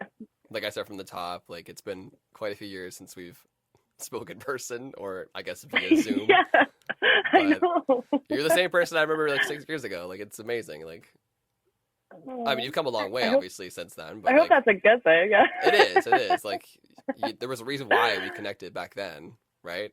Yeah, and the reason why this was so easy to do it today. Like, yeah, exactly. So I think you need to. I think we should title this episode "Cheesy Cornbread." I'll put it in parentheses. Shannon's episode, Cheesy Cornbread. No one will understand unless they get all the way through. Exactly, and so they'll have to be like, "I don't get it." Like, how did you listen to the entire episode? Nice secret Easter egg there. Love it. Yeah. All right, well, please go check out Shannon and her band, the Beresfords, with her brother. They're amazing. Really great tunes. I'm sure they really love the support. I support them, obviously. You got my stamp of approval, Taylor Simpson's stamp of approval. But yeah, please go. Feel free to message her. I'm sure she's, as much as a mental health advocate as I am, and has jumped on this podcast for a reason. So if you're struggling with anything, or if you have any questions for Shannon about how she dealt with certain things in her life that you relate to, I'm sure she'd be more than happy to help you out. So go message her. Yep. But yeah. Oh, before we go, anything coming out soon that you want to plug? Oh, well, we are recording the Sad Winter demos. Right. We're talking about that. Yes. Yeah. So I'm hoping to have those out by like mid-February at the latest. I'm still trying to figure out how we're going to... Depending on when this episode comes out, I don't know when this is going to come out, so it might already be out already. Oh, yeah, maybe. Yeah. So just keep an eye out for that. I'm still trying to figure out the logistics of it, like what platforms to put it on and how to record it. All of them. Going to be super... Yeah. And then we've got our full band, legit brand new singles coming out probably for early spring, I would assume, maybe May. Nice. Okay. So and just keep an eye out for summer 2020. What year is it? 2022. Yeah, I know what the fuck happened. Oh my god. Crazy. Because hopefully we will be playing a lot more shows than we have the last 2 years. I hope so. I hope I can get to catch one of those shows finally. Yeah. I would love to come see you guys. And vice versa, because I've got a band now, so I'd love we'll exchange shows. Oh my gosh, yes. We should both just book a horseshoe night. That'd be sick. We could play the same night. We're close enough. Yeah, take over the folk. Yeah. Take over the Horseshoe Tavern and just have a whole night of eclectic tunes. Let's do it. You heard it here first, folks. It's happening. Yeah. Beresford, we're gonna make it Taylor happen. Simpson. Boom. Boom. Horseshoe gig coming at you. Love it. That would be sweet.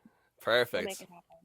All right, Shannon. Well, thank you so much again. I really appreciate you coming on and sharing your lovely story with us all. And I know I'm touched by it, and I'm sure a lot of other people will be as well. So, and keep doing you, man. Keep being a mental health advocate and writing those amazing tunes. We love you. Thank you. Love you too. So my closing statements are always the same, but maybe I'll mix it up today. I don't know. Basically, thank you guys so much for listening. If you're listening to the audio version, thank you for watching. If you're watching on YouTube, I really appreciate it. Be sure to subscribe to A Mental Break podcast on YouTube. Leave a comment. I read all the comments, and I give it all a heart and whatever. Oh, Be sure to follow it on Spotify or Apple Podcasts or wherever you listen to your podcasts. It's on all of them, I'm pretty sure.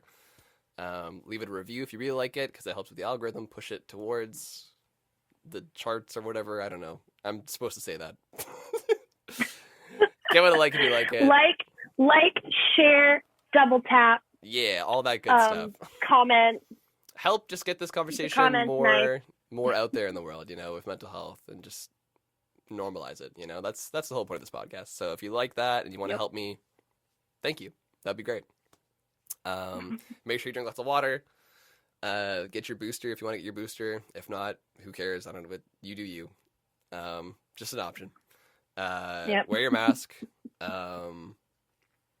Turn to the person to the left of you or the right of you, in front of you, behind you, diagonally, wherever they are, or call a friend or whatever, and tell them you love them. Because I think that's super important, and not enough people do that these days. So hashtag just be fucking kind. Exactly. Shannon, love you. Love you. I know it's been 6 years, but I love you. City and Color Buddies forever, bro. Oh my gosh, yes. Forever. That will never be taken away. Never, ever. All right. And like I said, you made the music video, so there you go. Hey, we were both. You are the music video. I am the whole thing. All right, everybody. Thank you so much. Stay tuned for the next episode of Mental Break. Bye.